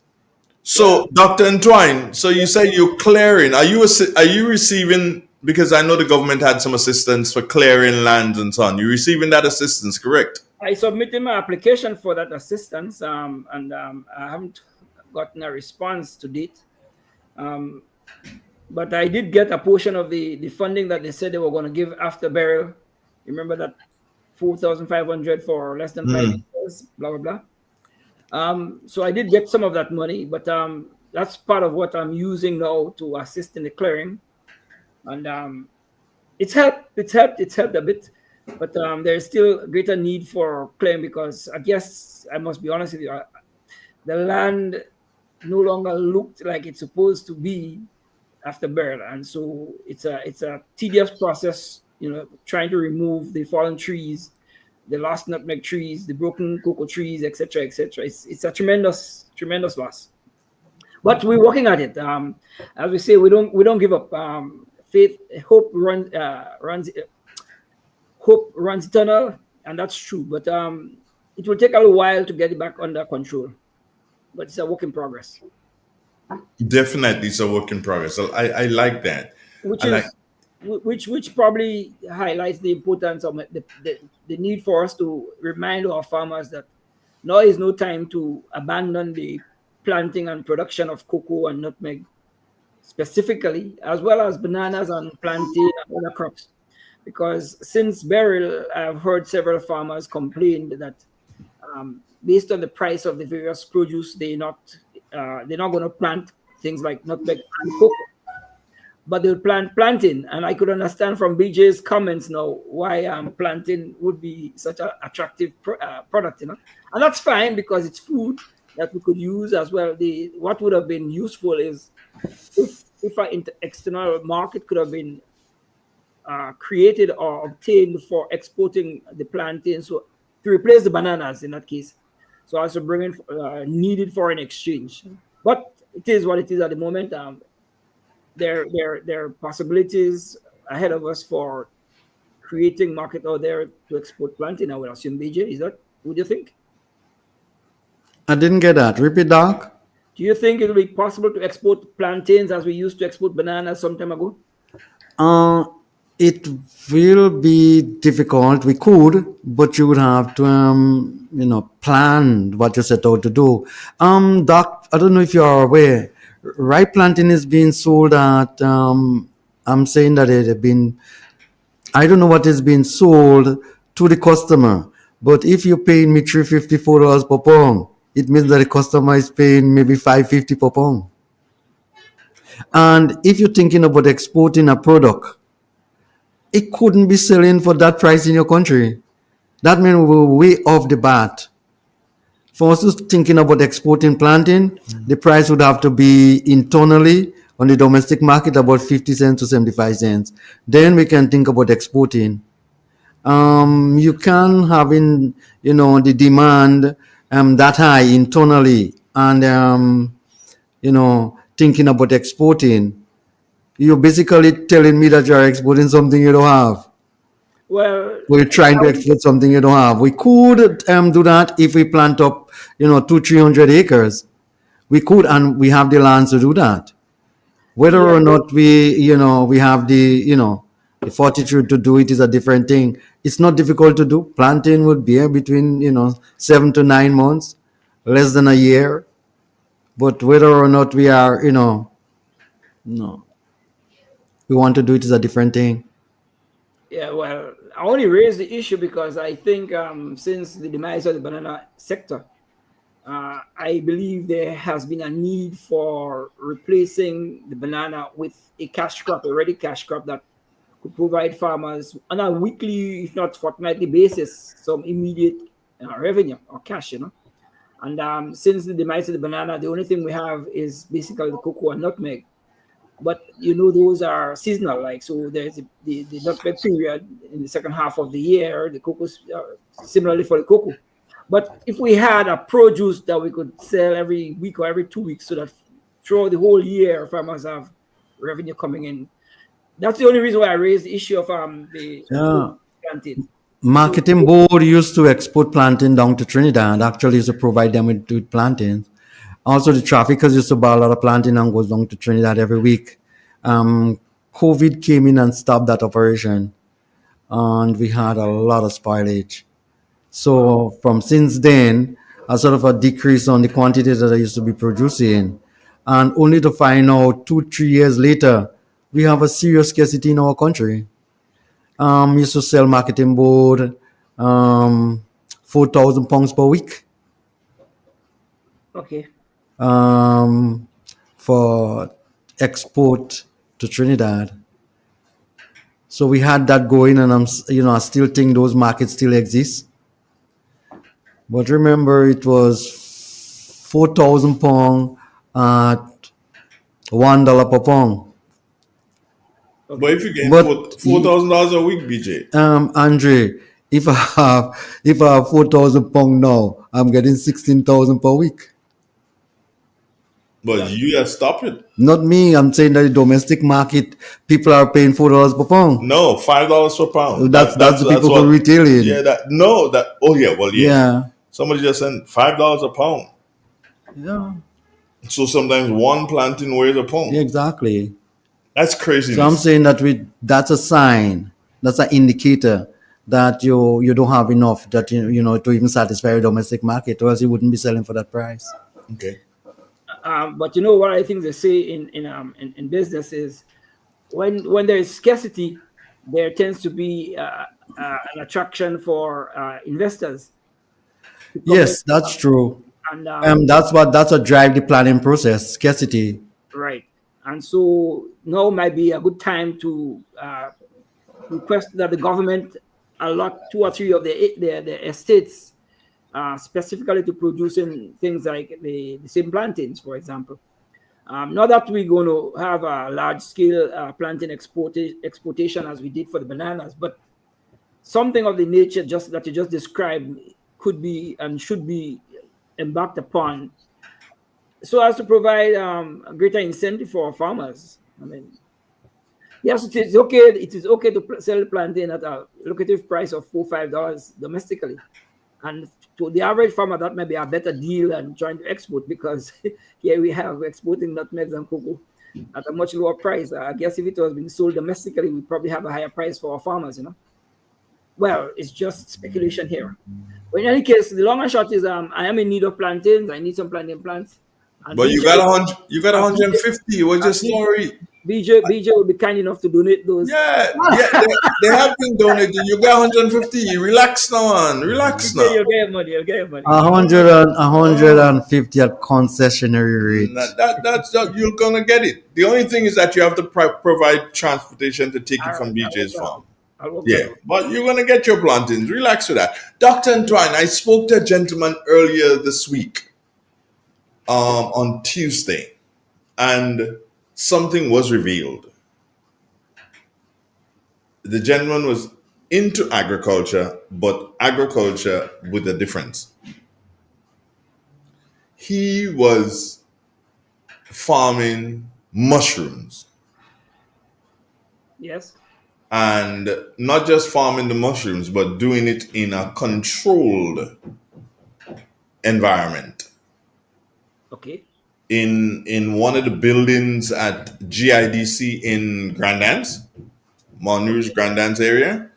Okay. In one of the buildings there, he is doing mushrooms.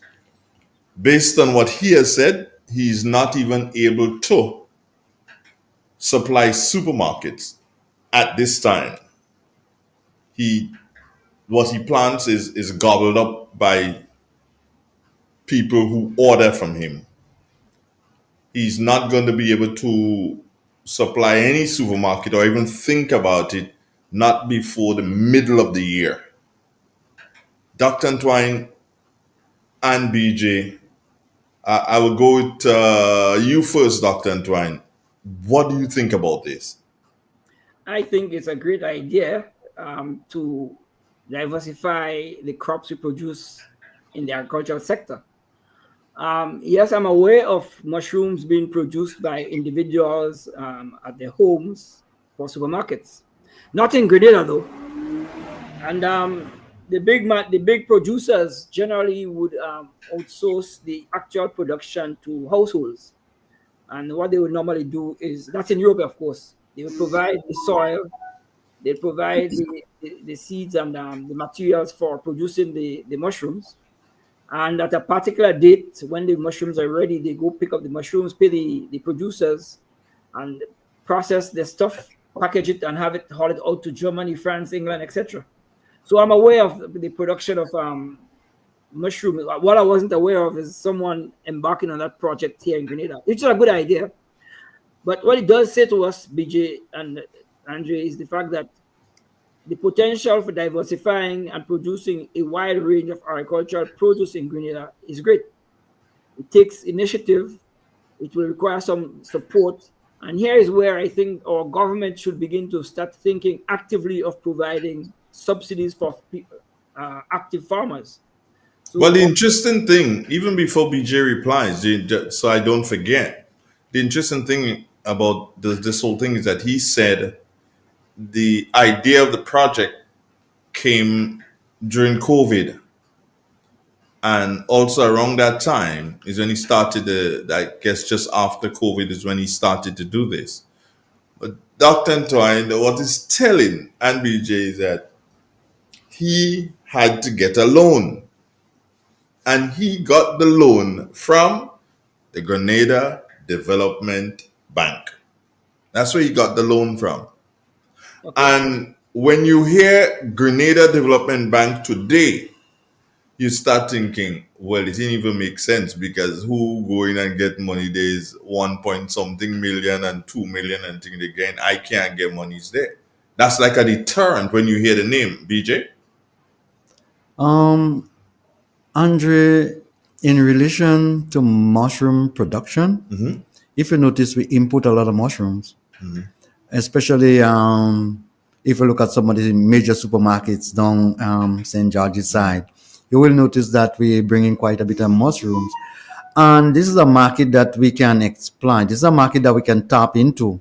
We can export that product if you really want to. Andre, I want to take this a bit further. I listened to Diali conversation a few days ago with regard to mushroom production, and I must commend him.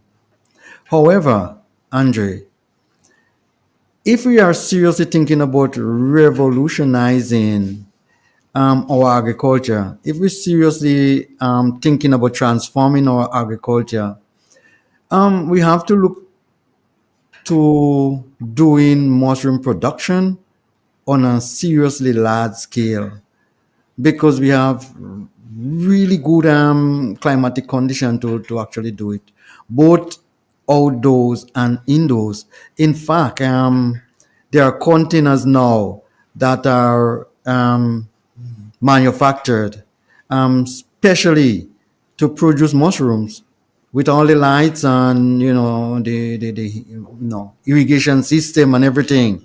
Ambient temperature that that can cause this thing to grow really fast, and in that way you don't particularly have to visit the farm on a day-to-day basis. You have 10-15 containers which can produce 2-3 tons of mushrooms, and you have them pack up in your yard or wherever, and you just grow the mushrooms inside of there. Well, Diali does not visit his farm every day. You don't have to. You set up cameras and whatever, and you just stay wherever you are and watch. And I think that's the way we need to go with our agriculture, not just for mushrooms, but for a lot of crops. Given the land space that we have, given that a lot of people like to do many different things. Some people might be working, they have a government job, they can do with some additional money, and they don't want to give away the government job, but they also like farming. So that's that is areas that they can get involved in. They can buy 2-3 containers, $20,000 for one or whatever, 30,000, and then you invest in that through a loan from the development bank or wherever, and they can make additional bit of money. All of a sudden, you may find that people leaving their job and gravitate towards those things because you find that they are making more money. So we could. But it's not just investing, BJ. I believe that and this is straight up here, the government through the Ministry for Agriculture, Dr. Antoine, I want you to reply to this one. The government through the Ministry of Agriculture, they need to now more than ever make a serious input into agriculture, so that persons with ideas, there are other young people, I'm sure, who's thinking, okay, fine, if the alley could do this, I probably can do this, or probably do it with another crop. I probably can do it inside of a container like BJ is suggesting. However, having the idea and having the will and wanting to do it, yes. But if you don't have the place to get the financial backing to do it, Doc, it doesn't make sense. You just back at square one, isn't that so?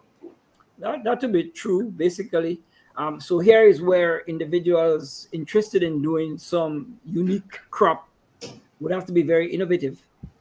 And yes, while mushroom will be one example of a crop that can be produced both indoors and outdoors, and in the case of indoors under controlled climatic conditions, but the same thing can be done for other crops like garlic, which we import a lot of, or even carrots for that matter. So, in other words, the potential or the range of crops that could be produced, be it indoors or outdoors, is significant for us.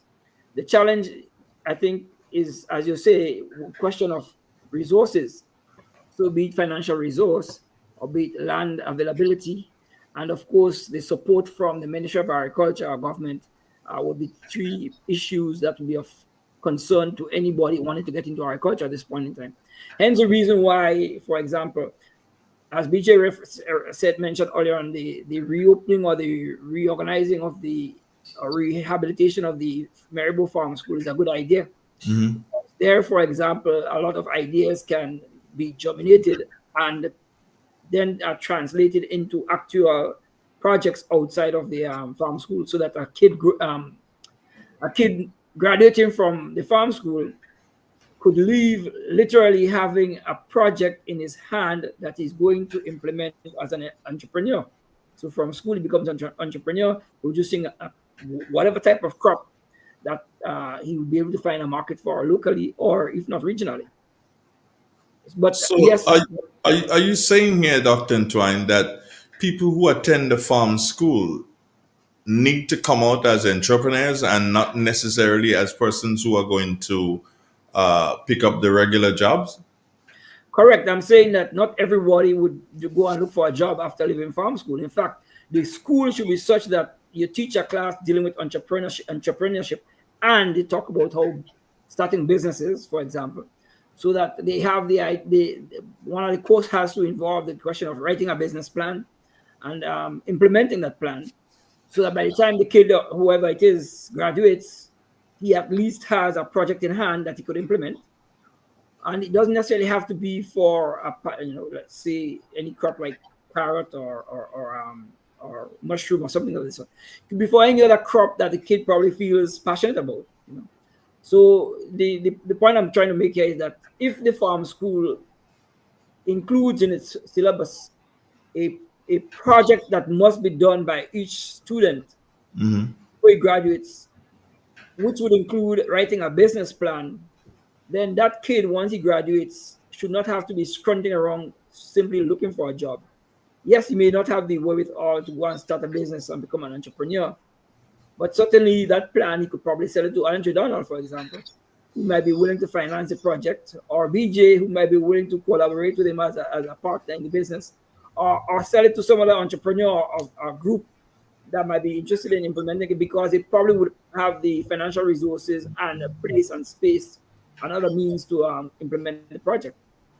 We've got a caller here. At the end of graduation for every student, no, go ahead. There should be the possibility of for the students, for the graduates. We've got a caller here. Good morning. Oh, we lost it. We lost that caller. 4420175. If you believe. The call is back. Good morning. Good morning to you, Mr. Andre, and Mr. The other two gentlemen, BJ and the next one. Good morning.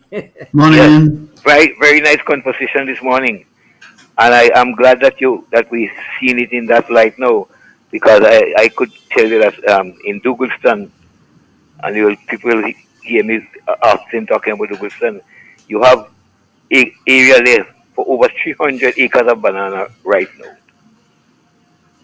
Over 300 acres of banana right now. You have good water. At a time when Douglaston was doing bananas, you had 3 different pumps at different areas in the field, pumping water to irrigate the bananas. The roads will have to be redevelop and so. But the lands are there. A lot of clearing will have to be done. But the future lies there. And I thought when we brought the gentleman in, when this government brought the gentleman into Grenada, somebody would have recommended or show the gentleman, which I think could make a very good development. You have Black Bay on the western side coming up. 92 acres, go right down to the sea. Goes right down to the sea, what you call the Black Sand in Black Bay. And you have the Concord River passing through the center of that land. So you have lands, we have areas, we have Bocage Estate, over 200 acres, right? So we have lands that can be utilized now. So when the government is thinking of rehabilitating agriculture and some of the traditional crops like cocoa, nut, and whatnot, we're hearing a lot about that. They have rooms for that. They have rooms for that. So do some of you all, like people like Mr. BJ and Mr. Antoine, you all could speak to the top bracket people and see what could be done, because there is areas. Otherwise, we're going to see these areas soon go into housing again and take away all the good lands from agriculture into houses. Okay. So we have to be very careful. I said that before. We have to be very careful with how we utilizing housing lands. You see what happened with Dunfermline already, and they're asking for more lands in Dunfermline for recreation ground.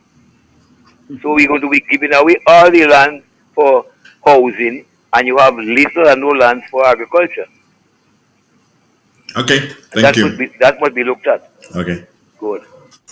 91.9, 91.5, www.therealfmgrenada.com. Guys, we're at news time, and we're going to pause here for the news, but we will be back as soon as the news is finished. This is real. This is 91.9, 91.5, www.therealfmgrenada.com. Stay with us.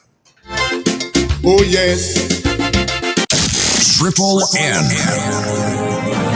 Informative, entertaining, and first. Every hour on the hour. This is the latest update of news as produced by Triple N. The details when we return. In an industry where customers expect quality, M&N Hardware Limited is a leader in locally manufactured aluminum windows, doors, roofing, and guttering. Our manufacturing division is efficient, flexible, and will always go the extra mile to surpass customer expectations. If you need security, sash, casement, or projected windows, we're able to do it. Our security and heavy-duty doors are state-of-the-art and can be customized specifically for you. Using innovative coating technologies and protective film, our roofing and guttering is weather-resistant, providing outstanding color retention for many years. Available in 24 and 26 gauge and a variety of color options. We are the leading company, a family that is proving to customers they can have their dream products. M&N Hardware Limited. Foundation to roof, let's build together. Hello and welcome back. I am your presenter, Kira Gunpot. Locally, the government of Grenada is planning to borrow over $700 million to finance its 2025 budget, which will be presented to Parliament on March 7th, approximately 10 weeks into the 2025 fiscal year, from January 1st to the 31st December. Finance Minister Dennis Cornwall revealed the borrowing figures during a news conference on February 12th. He noted that the final amount for borrowing will be confirmed later, but indicated it would exceed 725 million EC dollars. In the region in Barbados, a local charity wants employers across the country to take some simple steps to ensure their organization is spotting signs of domestic abuse and helping their staff find the right support. Advocates Against Domestic Violence, which was established in 2018, says experiences may be exhibited in different ways. Chairperson Barbara Danielle Goddard says most persons, regardless of public or private sector, will be hesitant to let people know they are experiencing domestic abuse at home. That person might start staying away from work, coming in late, They might become aggressive. They might become very quiet.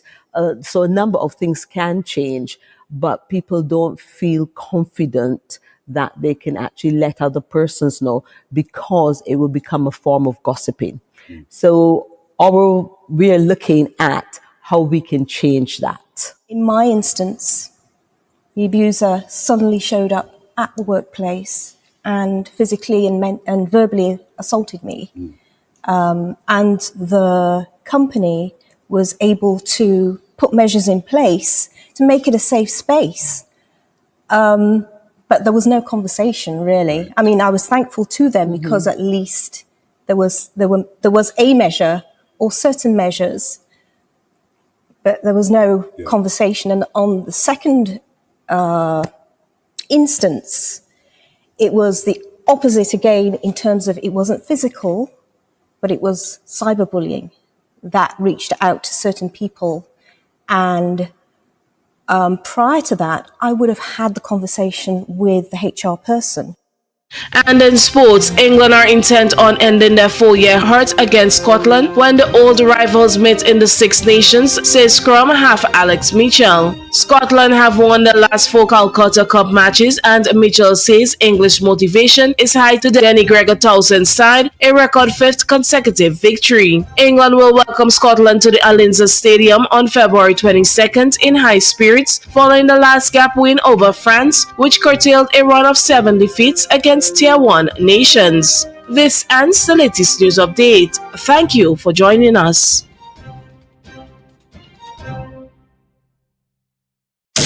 Triple N.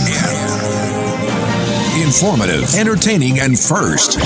Every hour on the hour. In Grenada, we supply fertilizers, herbicides, seedlings, and nursery supplies, diesel water pumps, walk behind tillers, organic and environmentally friendly agricultural inputs. We're serving you from 2 locations at Birch Grove and booth 34 at the Vendors Market in Grenville. Cost-effective agricultural solutions for all your needs. Visit Gittins Home and Garden Center for the best in everything agriculture. Call us on 409-2175 or 438-4337. Gittins Home and Garden Center, from your farm to your backyard. In an industry where customers expect quality, M&N Hardware Limited is a leader in locally manufactured aluminum windows, doors, roofing, and guttering.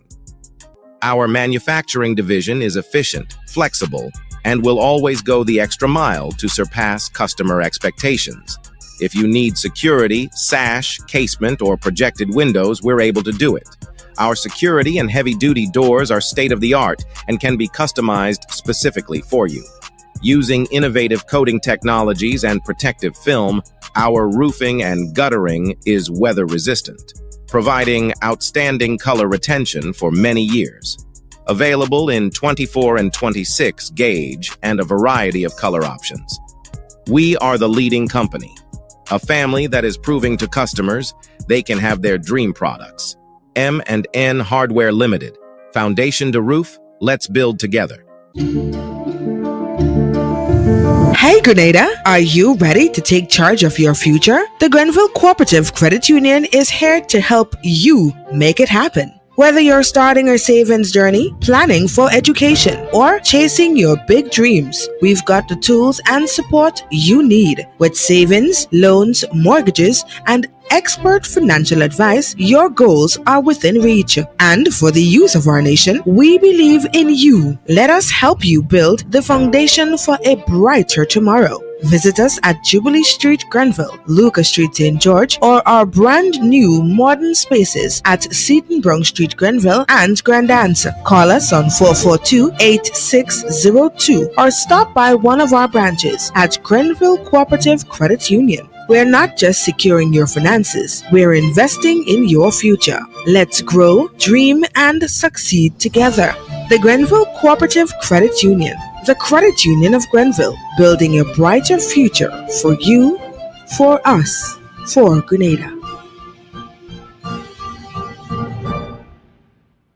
Neighbor, oi! I see you put up your rainwater harvesting system. Now you can't just leave it so. You have to take care of it to make sure you always have a reliable water supply, especially during them shortages. To maintain your rainwater harvesting system, clean the catchment area, the gutters and the downspouts twice a year. Inspect and clean the first flush and filtration systems. Clean the storage tank annually to prevent algae and sediment buildup. Repair any leaks and inspect the pump regularly. Ensure there is no water discoloration, algae, or mosquito larva. We in one them thing. Keep a log of all cleaning and repairs.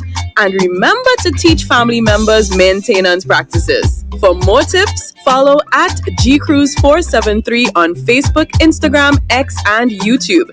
That's GCREWS 473. It is said, the proof of the pudding is in the eating. Therefore, the authenticity of the beverage can only be acquired in the taste. A taste which is original to Antoine de Beauregard Industries and comes from a combination of spices and local rum, which can hold its own all over the world. Woodman, a strength which speaks for itself. A taste which stands out from the rest, bottled with care, which speaks to perfection. Try Woodman today and be stunned by a flavor as never before. Let your palate savor that which is produced locally. Do not be deterred by substandard products.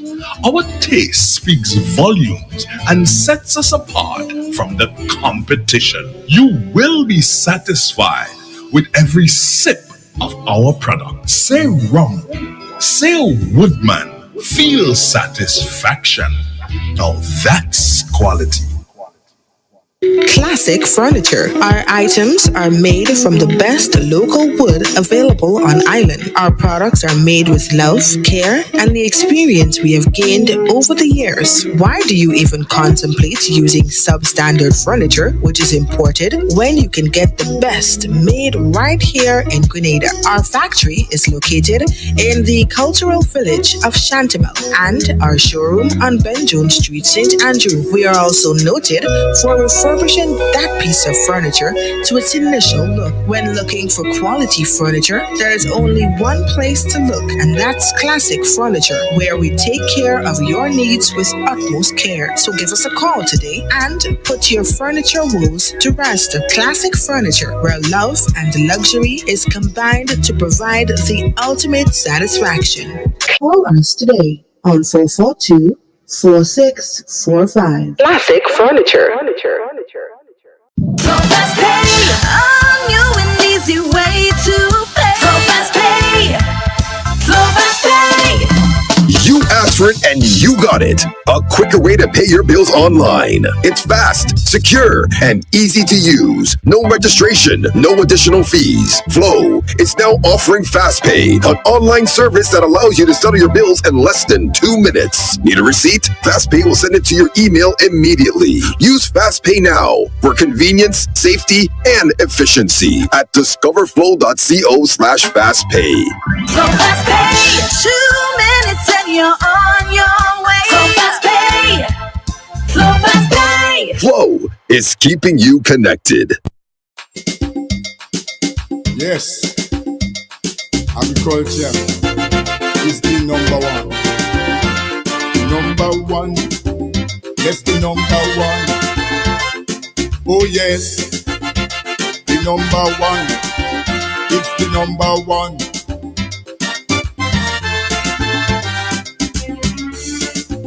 Why you disown agriculture? I'm talking to the youths of this nation and those wicked politicians, like they want to structure the plan. Well, from to the revolution, agriculture was on top. Man jacked this and didn't do too bad. After that, you know the whole thing flop. Why? Everybody want to sit down in computer and they forget agriculture. Oh yes, Everybody want to sit down in computer. The sound, the power of 91.9, and my good friend, the voice there, that song. DC Ranks. And they forget agriculture. Andre Donald together with BJ and good friend, what's his name? What's his name, BJ? What's his Dr. name? Antoine. Dr. Antoine, yeah. Very knowledgeable, very resourceful. He's one of my mentor.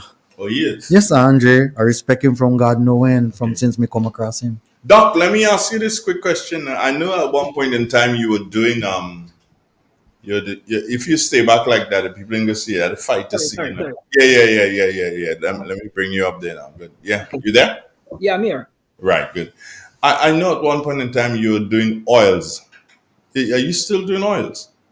Yes, except we had a lull in the last few months. We actually have gotten a more state-of-the-art piece of equipment for the process, and we are gearing up to do that, to continue the process. Yes. I didn't hear you there. Say that again. Answer that question again, Doc.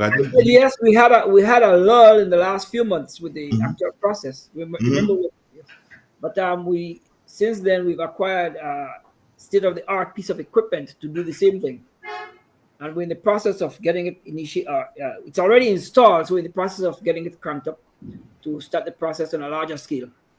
Okay, so saying larger scale, what are we looking at here? Would you start putting these oils on the market? Once we could get the quality we're looking for, yes, we'll have them available to consumers locally. Okay, we have a caller coming in here on the WhatsApp. Let's see if I know BJ will hear. Let me make sure that you can hear too. So let's try the caller here. Good morning, caller on the WhatsApp. Morning, Mr. Andre, you and your guests. I listened to Mr. Clifford talking about this foreign man to come and develop. Mr. Clifford is so knowledgeable. I respect him. Why not he go to the development bank, have BJ or Mr. Antoine to help manage and do something with all these lands he talk about in the area there? What's wrong with us? Why we want foreign people? I'm not against them, but at least he's too knowledgeable to talk about people coming. He, as a man, knows everything so much about agriculture. Why not he make a step forward and help cultivate some other young people and give them all his knowledge? Because we're not here forever. Thank you. I have some more to talk, but another time. All right, thank you very much. Have a great one. Now the people calling him Clifford and asking him to lift the foot. Isn't that interesting, BJ? Andre, what should I say? I will correlate that to what Doc had said before with regard to our agriculture school in Maribor. To comment on what the lady just said, Andre, when people go to a farm school, such that we have in Maribor, I would want to concur with Doc that they should have something what you call a capstone project coming out of that visitation to that school. And it can be like, if you go there for 18 months, you may start your capstone project in semester 1. And by the time you get out from there, you should have a well-written project with a registered business in order for you to graduate. So you come on which you're ready to implement. And from that school, for example, if you specialize in piggery and you do your project on piggery, there should be monies made available. So coming out of that, we having all the entrepreneurs well educated, well versed, well skilled in the area that are going to invest in. If you, Andre, I've been in farm school, and every morning 5 o'clock for 3 years, you have to get up and go and look after pigs, cows, whatever department you're working in, If you're working in the piggery, by 7 o'clock in the morning, you need to look after 3,000-4,000 pigs and get ready for class. Andre, you do that every single day, so it's sort of cultivate you. It's sort of more or less program you that when you go outside and set up your own business, you don't have a problem with regard to tending to your animals and understanding the scientific aspect of what you set out to do. This thing about untrained people to get involved in agriculture is outdated. The next generation of farmers, we have to prepare them, and we have to prepare them scientifically, as Doc always saying. We cannot leave it on being hopeful about what we set out to do. If you do things in a particular way, you more or less can ascertain the result what you set out to do, because you do it in a planned way, in an organized way.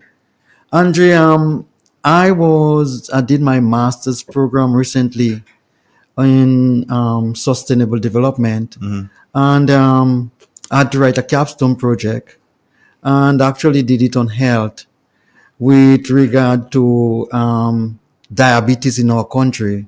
We seem to have a seriously high rate of diabetes. Yeah. And Andrew, I think over 10% of our population suffering from that disease, Okay. And it's a non-communicable disease. It's our habit, our lifestyle, our pattern, what we eat, all of those things in them. And Andre, coming out of there, I had to set up a business. I had to register it. I had to present. I had to defend. And that is just for one course. Before I actually can graduate, before they actually can say, yes, hang on, this man know what he's talking about. This person, definitely can make an impact if given the opportunity, if given the funding. In fact, I have people looking for funding for me for that project now, to implement, Andre, a mobile clinic, so you can reach out to people in rural areas and keep the information private rather than they themselves going to the medical station and all of those. Andre, the thing is well written up, and how I should put it, life is a practical process, and we can talk how much we want to talk. Unless we don't get the thing done, we're gonna stay hungry. And Doc is making that point all the time. We need to have research and development, and we need to motivate and empower the next generation. What we're doing for young people, what are we doing for young people? Government cannot give them a job, and we're not providing the opportunity, and that is irritating. And a lot of money does pass through our hands. Where is this money and them going? And here we are, talking about 22 million for celebration. What is the impact? We send up some drones in the sky and we grow in the country every month. Say we having a little thing in St. Patrick's, one in St. Mark's, one in a bag of foolishness. What do we gain from that? That's how we spending money. Andrew, we need to spend money in a sustainable way. The thing have to good for the country, you have to good for your environment, and it got to make economic sense. Those are the pillars. Or else don't spend money, or else you don't qualify to spend money. Simple like that. A response to that, Dr. Antoine? I agree with BJ. There is a dire need for a more productive use of the financial resources we have. In other words, when we spend money, it should be money spent that can, at the end of the day, rise or create more wealth. So that, for example, you spend $100, let it be spent on, say, a farm where you can provide some seeds or labor assistance for someone who can produce crops, who at the end of the day will produce, let's suppose in 3 months' time, $1,000 worth of vegetables that he can sell to the market. That's literally adding to the gross domestic product. But when you just fritter the money away in fun and entertainment, it's not tangible, it's not productive. And that's money that doesn't return any value to us. So yeah, BJ's last point, I think I concur with. As regards the project that should be written by graduates coming from the agricultural college or school, it's something we probably need to embark on in a more serious way because, well, let me just back up. You know, they say if you fail to plan, it's a plan for failure. And I think that's the premise on which we are currently operating. We don't plan for success, so we don't have plan for developing the agricultural college in Maribo. We don't plan to ensure that every year we produce, say, 50 graduates from the school, 25 of whom will actually get into some entrepreneurial activity relating to agriculture. And the other 25, we probably have to create jobs for them, or they might be hired by BJ and Andrew Donald and Mr. Bridgman and others. In other words, if we have a plan, then we can see our way and we know that at the end of the day, we have so many farmers coming out of school, so many projects we can expect being implemented. And so we have the GDB, for example, lined up to ensure that they provide soft loans and financial assistance for those people, together with technical personnel who would advise them on the question of finance management, the question of detailed specific aspects relating to the project. Might be the vet service, might be just a botanist or whatever the case may be. But the point I'm making here is that we do not have a plan. So we have failed to plan, and that failure to plan is a plan for failure in our culture. And that's what we're experiencing today. Hence, we now need to back up and say, okay, this is a plan we want to put forward. You either work with us or you don't work with us. So we have so many farmers who have so many acres who can produce X amount of A, X amount of Y amount of B. Let us pull them together, consult with them, figure out ways and means to assist them to get them to be more productive, so that at the end of the day, at the end of the year, we know that we can produce, like BJ would say, 4,000 pounds of plantain and 1,000 pounds of mushrooms, or 5,000 pounds of carrots, etc., etc. But we don't have a plan. And so we continue to be beaten around in the wind and we're not going anywhere. But here we are discussing possibilities, and now we're trying to challenge our own people to take up the call. So, like the lady is suggesting, if Mr. Bridgman steps forward, that would be a good sign of for us, because if Mr. Bridgman steps forward, it means that somebody else will step forward as well, you know. But we have to start somewhere, and I think the time is right to get started. I recall once suggesting to one of the government farm manager that I'd like to come and do some work with him. And he gave me a sweet response and said, yes, we'll get together. And as the old people say, I'm still waiting on the guy, you know. But the long and short is this: government farms can be a basis for setting up model farms for anyone coming from the farm school, for example, or the agricultural college. And at the same time, being farms that are producing significant quantities of various produce to ensure that, one, we have enough produce for our people, vegetables specifically, so that we can provide to the institutions, we can provide to the supermarkets, we can provide to the hotels, and still have available for the ordinary consumer domestically as well as possible export. There's something interesting that I want to share. And it's a statement that you just made in relation to somebody giving you a bramble. Not in so many words, but basically what you just said. But hear this. I gave Joshua the responsibility to organize so that we can have the Minister for Agriculture on this program. Did you remember? Yes, I remembered. Right. Joshua communicated to me that yes, he had gotten word to the said minister. And the minister, up until Wednesday, the program had to be on Thursday. When the minister got to realize that the program was being held on Real FM, he reneged and decided that he wasn't going to come again. And I have a feeling that's the reason why Joshua is not here, because Joshua is scared I'm going to pound him for such. And it is time that our people stop playing games. Caller, I'm coming to you in a minute. It's time that our people stop playing games. If you can't take criticism, then don't put yourself in the position for criticism. The Prime Minister said it yesterday, though he was not correct. But he said, not yesterday, day before yesterday, was it Tuesday, I think, yeah, day before yesterday.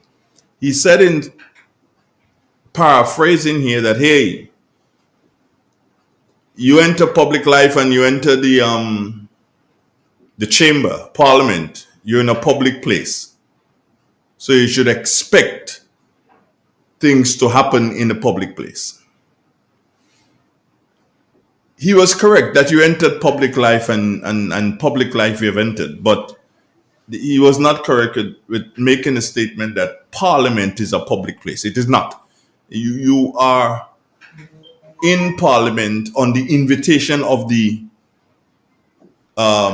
Speaker of the House and the President of the Senate. They're the ones who allow you to come there. If they don't want you there, you cannot come. And Parliament will go on without you. So I'm saying this to do so and underline, if Mr. Lennox Andrew, who is the MP for St. Andrew Southwest, if Mr. Lennox Andrew cannot come on a program that may be critical to him, we definitely will not embarrass him, but the program may be critical of his actions. If he can't come on a program like that, then I don't understand why he offered himself to run for office and he succeeded. He offered himself and he succeeded. I'm happy for him, but I'm not happy with the manner in which he's behaving. I think I held Minister Andrew at a higher level. I thought, BJ, that he had some guts. When I see that, just throw that tie over his shoulder, I say, well, that is a man that, you had to do something, not fair, but a man who has some guts. But he proved to me that he ain't got no guts. And that's based on what Joshua said. We have a caller, though. Good morning. Yes, sir. Speak up, please. Yes, sir. I didn't hear, I heard my name called, but I didn't hear what Mr. Antoine said about me. I would like to hear. But I suppose what you just said there concerning the minister wholeheartedly. I think that the minister is there to serve the public, and in any public space. So if the minister refuses to come because it's your station is owned, managed by you, then I think I'm not satisfied with the minister in that respect. Ministers owe it to the nation. He's not a favor he's doing by coming on the station. He might be doing a station a favor to come in your place. But he owes it to the nation to address the nation at every interval he could get. That's part of his obligation. So I'm somewhat surprised to know that, right? But it is not something unusual with ministers or persons that can stand criticism. It's not unusual. Okay. But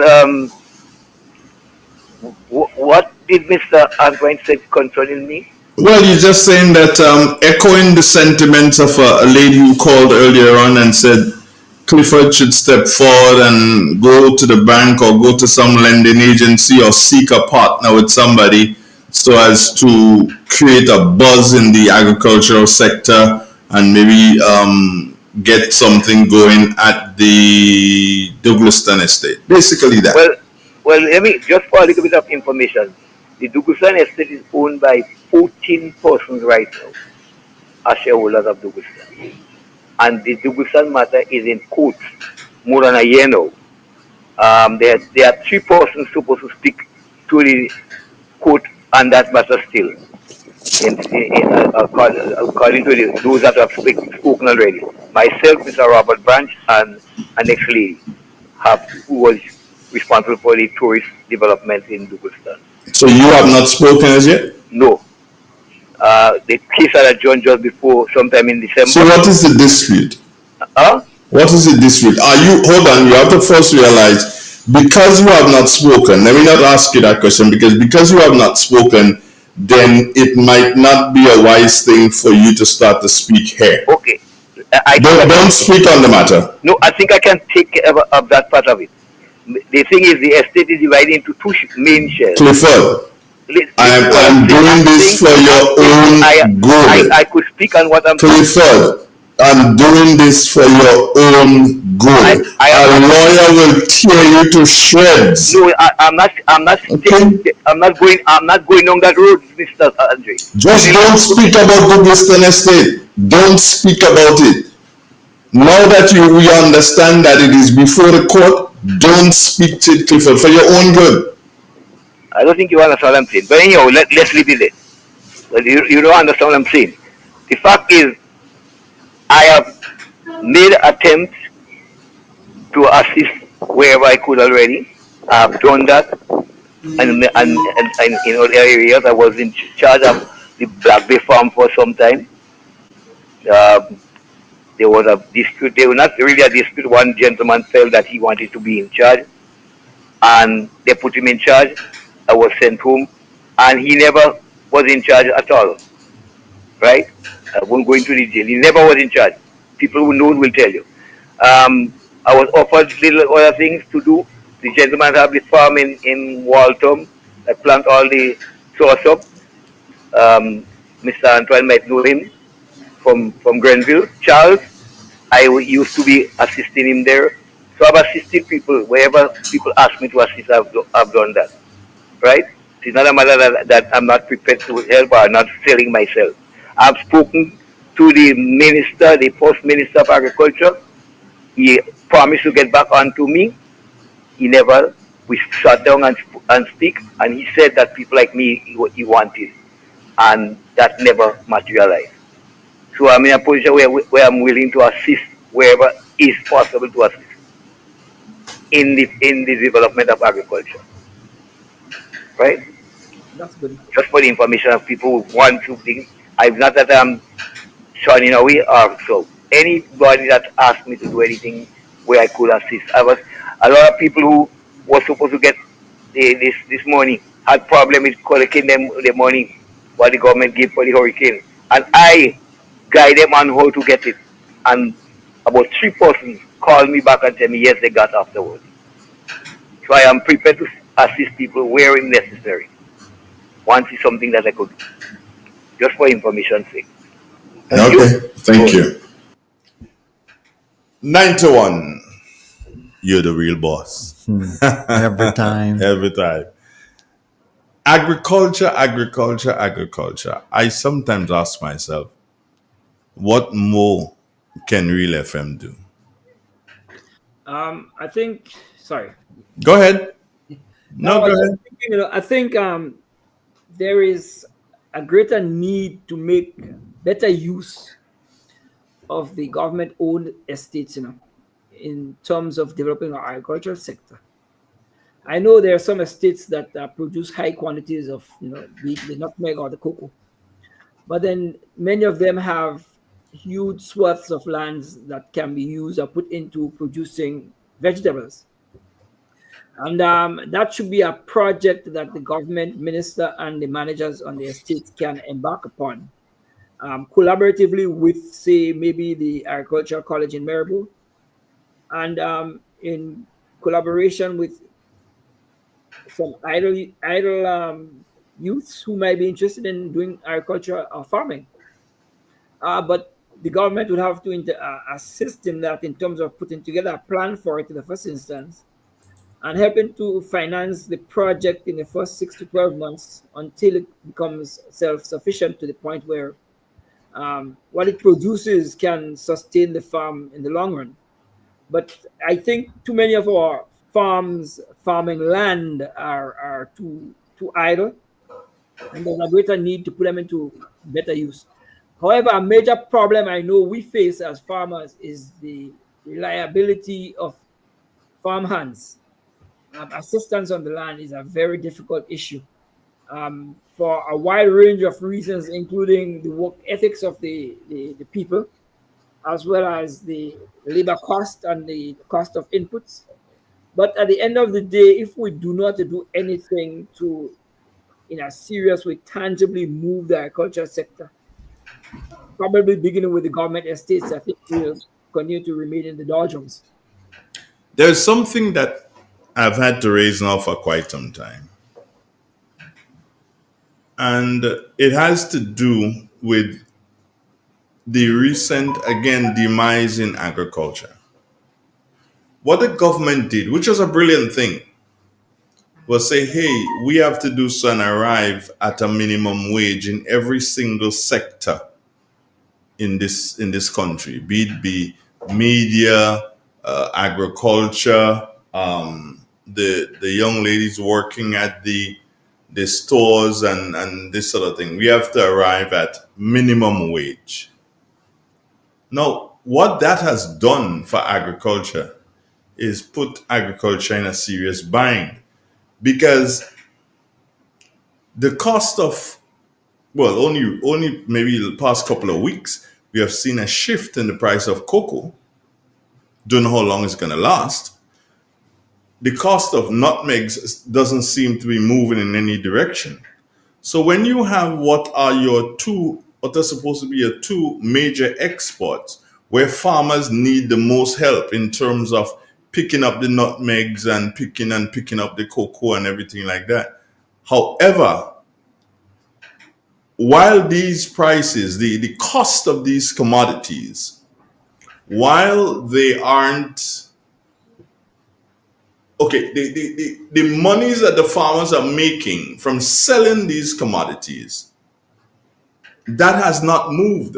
However, his inputs and real labor here, that has gone up. So if he was making $90, he's now spending $95 to get the field cleaned up, to have the nutmeg rotted and picked up, and same thing with the cocoa.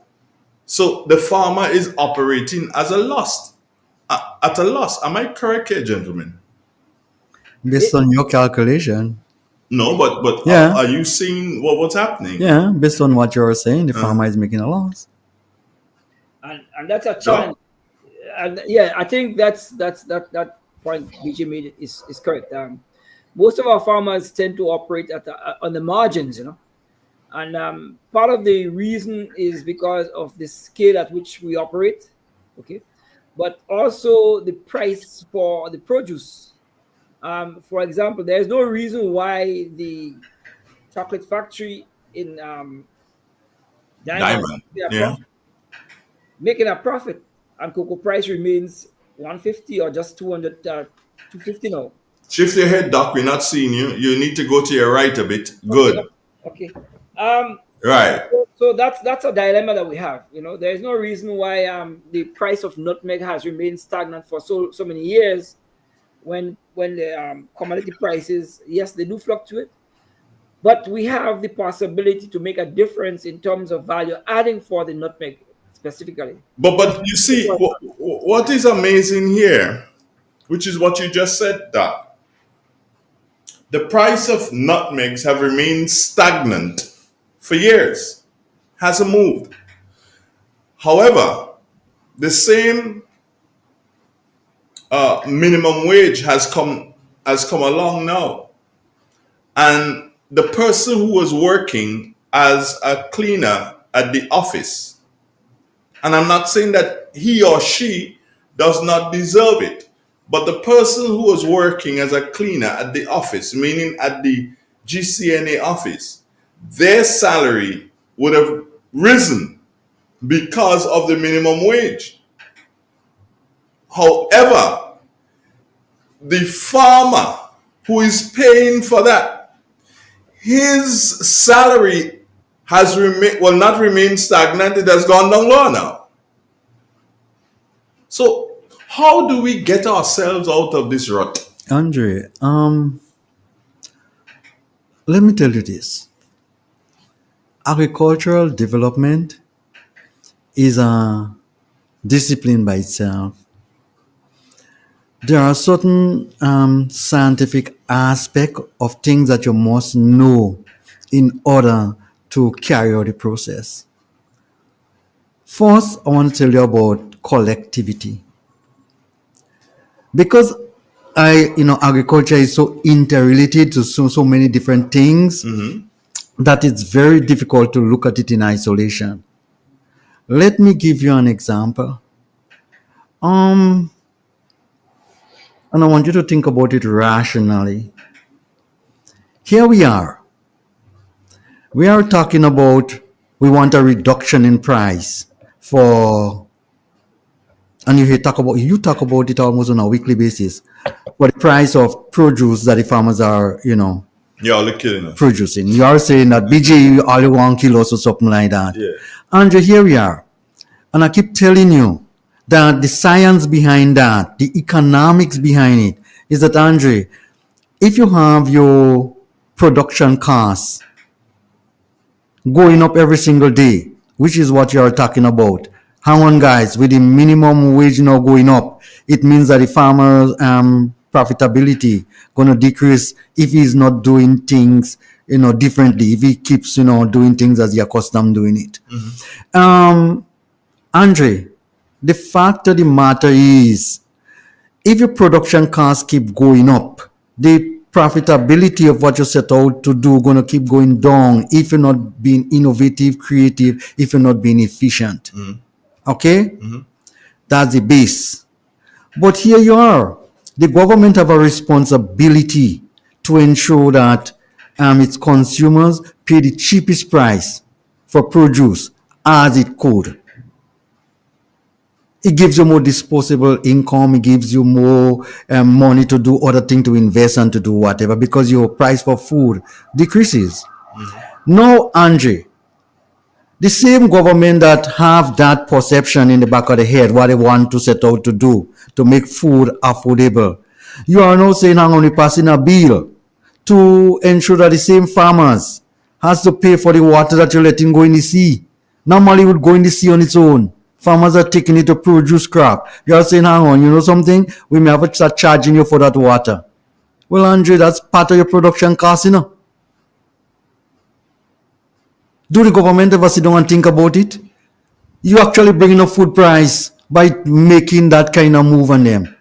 Here you are, you're sitting on your passing bill, and you say, hang on, I want people to be more responsible with regard how they deal with other people with regard to the information. But in the same house that you're passing the bill, you have people sit down there looking at other people's personal information. You are passing the bill, You are doing it. And you are the same one that breaking it. And you want everybody else to follow it. In fact, I'm not even sure if you know what it is you are doing. And your development have to take place in a collective way. You have to have everybody on board. Let me give you an example, Andre. I told you earlier on that I used to export, or not me, marketing board, used to export plantain to Trinidad. Some silly person would have sit there at government level or at management level and say, hang on, you know something? We will have to start charging the farmers 20 cents per pound on every, bit of produce that they would have sent in. So marketing board starting charging the farmers 20 cents on every pound.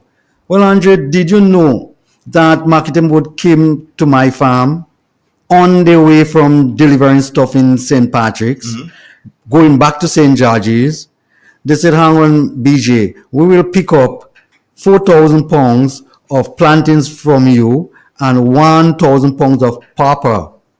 And we can get it to the packing house so we can, get it ready for exporting. Well, Andre, at the end of the week, when I went to pick up my check, I delivered 5,000 pounds of stuff for you. You know what was my transportation cost?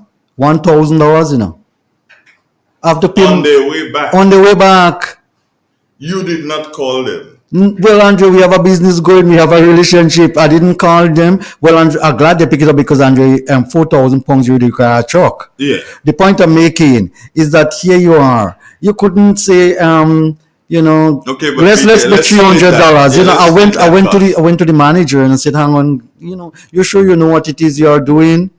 He said, BJ, we actually put that price because we don't really want to grow and pick up farmers thing. We want farmers to start buying transportation, buy a pickup or something. But even though buy a pickup, I would have to make several trips. And I would need a truck. And you have a truck. Where is the relationship?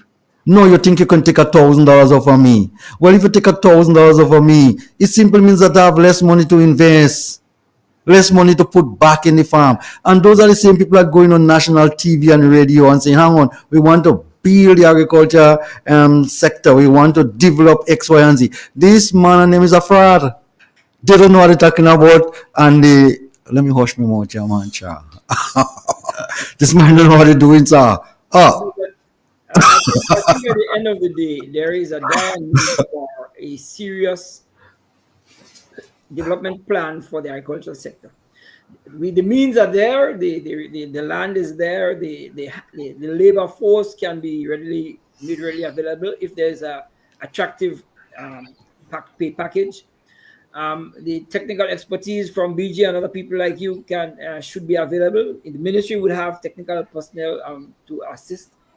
But there must be a plan as to what we want to do. So we want to do 100 acres of carrots, 200 acres of dasheen, 500 acres of tanias, 1,000 acres of whatever the case. Put together a plan and implement the plan. My golly. What is so hard about putting together a plan and implementing it that year after year after year we continue to struggle with the agricultural sector? At what point in time are we going to say enough is enough and therefore let's do something positive? Andrea, Doc, you know something? I had a birdie not living in St. Vincent. And him say, boy, I want to go to university now. So him decide to plant 30,000 dashing. So he say, you know something? He averaged that, he probably get, $5 per dashing, minimal price. Mm-hmm. He planted, in 2-3 different stages. When the brethren do so and he harvest the 30,000 dashing, him say, boy, it don't make sense to go to university again. Too much money. Too much money. And there is something they call economies of scale, which is what Doc talking about. If you're doing things in small quantity, you generally don't survive in the world that we're living in. You're going to get swallowed up. The world is of such, Andre, where you have competition. And the big fish going to eat up all the small fish if you don't control it properly. If you don't control the tank properly, only big fish you end up with, and probably end up with one fish. Because they're all going to start eating up each other. You have to protect what it is that you set out to do. I'm not sure if you understand that. Yeah, there is economies of scale that would make it very attractive for people involved in the farming. And more profitable. Right. And here is where assistance and subsidies sometimes can be very important, just to ensure that the farmer can thrive, not just survive, but thrive from his practice. And that support, that incentive, that encouragement from the state, I think, is something that needs to be embarked on as well. Question is, though, we don't have a plan for developing our agricultural sector. The agricultural college, we just bring it back on stream. And I hope, BJ, maybe you could give us some more information as to the state of the school, because I know some time ago I was told it's just a few students there. Yeah, Doc, I think they have a few students there. To me, it's a start. That was more or less sleeping. It was dormant, and to activate it, and me and you start being friends. I'm not sure if he's a real friend yet, but we start being friends because I think that's a move in the right direction.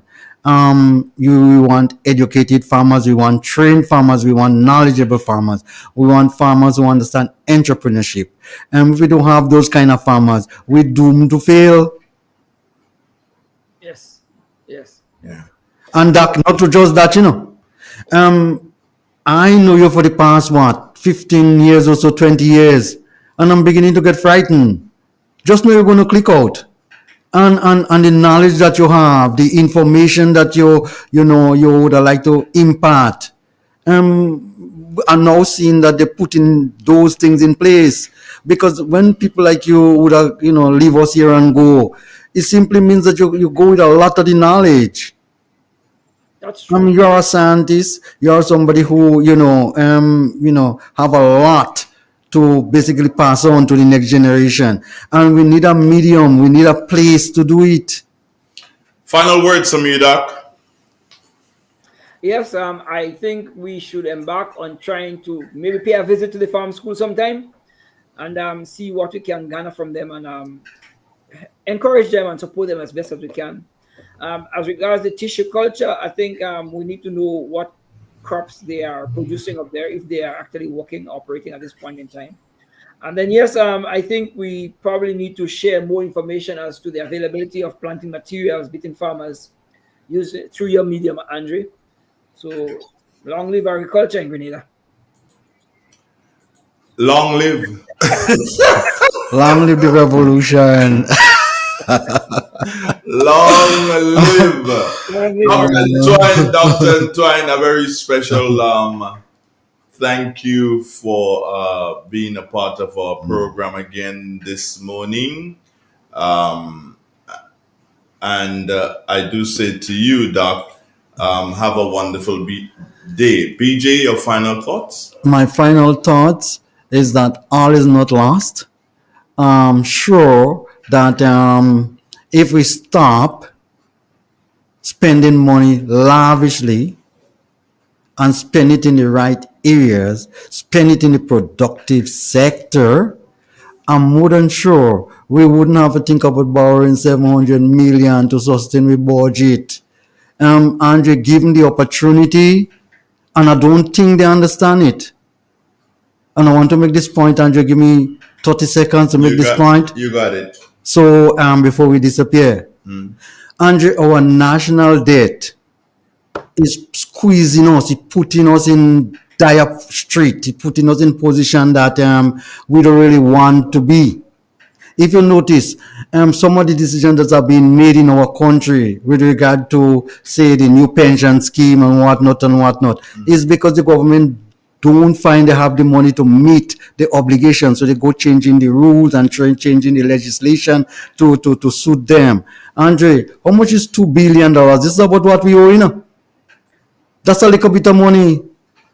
Andre, there are crops in the world now that you can plant, all right, and get 2 billion in 2 years if you do it properly. 2 billion in 2 years we pay out with national debt, so government can breathe free. Whichever government that go in there now would be able to meet its obligation and invest in the productive sector and get the country economy formidable. How hard is that? Andre, we have too much of square peg in wrong hole in this country. Some people who don't understand what is needed. 30 seconds. They don't have the knowledge to do it. 30 seconds. Good morning, Grenada. I love you as always. Take care. Dr. Twine, BJ, thank you guys so very much for today. It was nice having you both. Thank you very much. Thank you. All right, great. It's real. It's 91.9, 91.5, www.therealfmgrenada.com. Good morning, Grenada. Good morning, Carriacou. Good morning, PD Martinique. Friends and the rest of the Eastern Caribbean. Top of the morning to you, and thanks so much for joining us on another program of Agriculture Thursday. Number one. Bye for now. Number one. Got news in a couple of ticks? Yeah. Oh, yes. And just reminding you that the program came to you the compliments of Gittins Home and Garden Supplies and Antoine de Beauregard. Why you disown agree? Industries. So that's news in a couple of ticks. This nation and those wicked politicians, like they want to structure the plan. Well, from the to the revolution, agriculture was on top. Punjab is and didn't do too bad after that.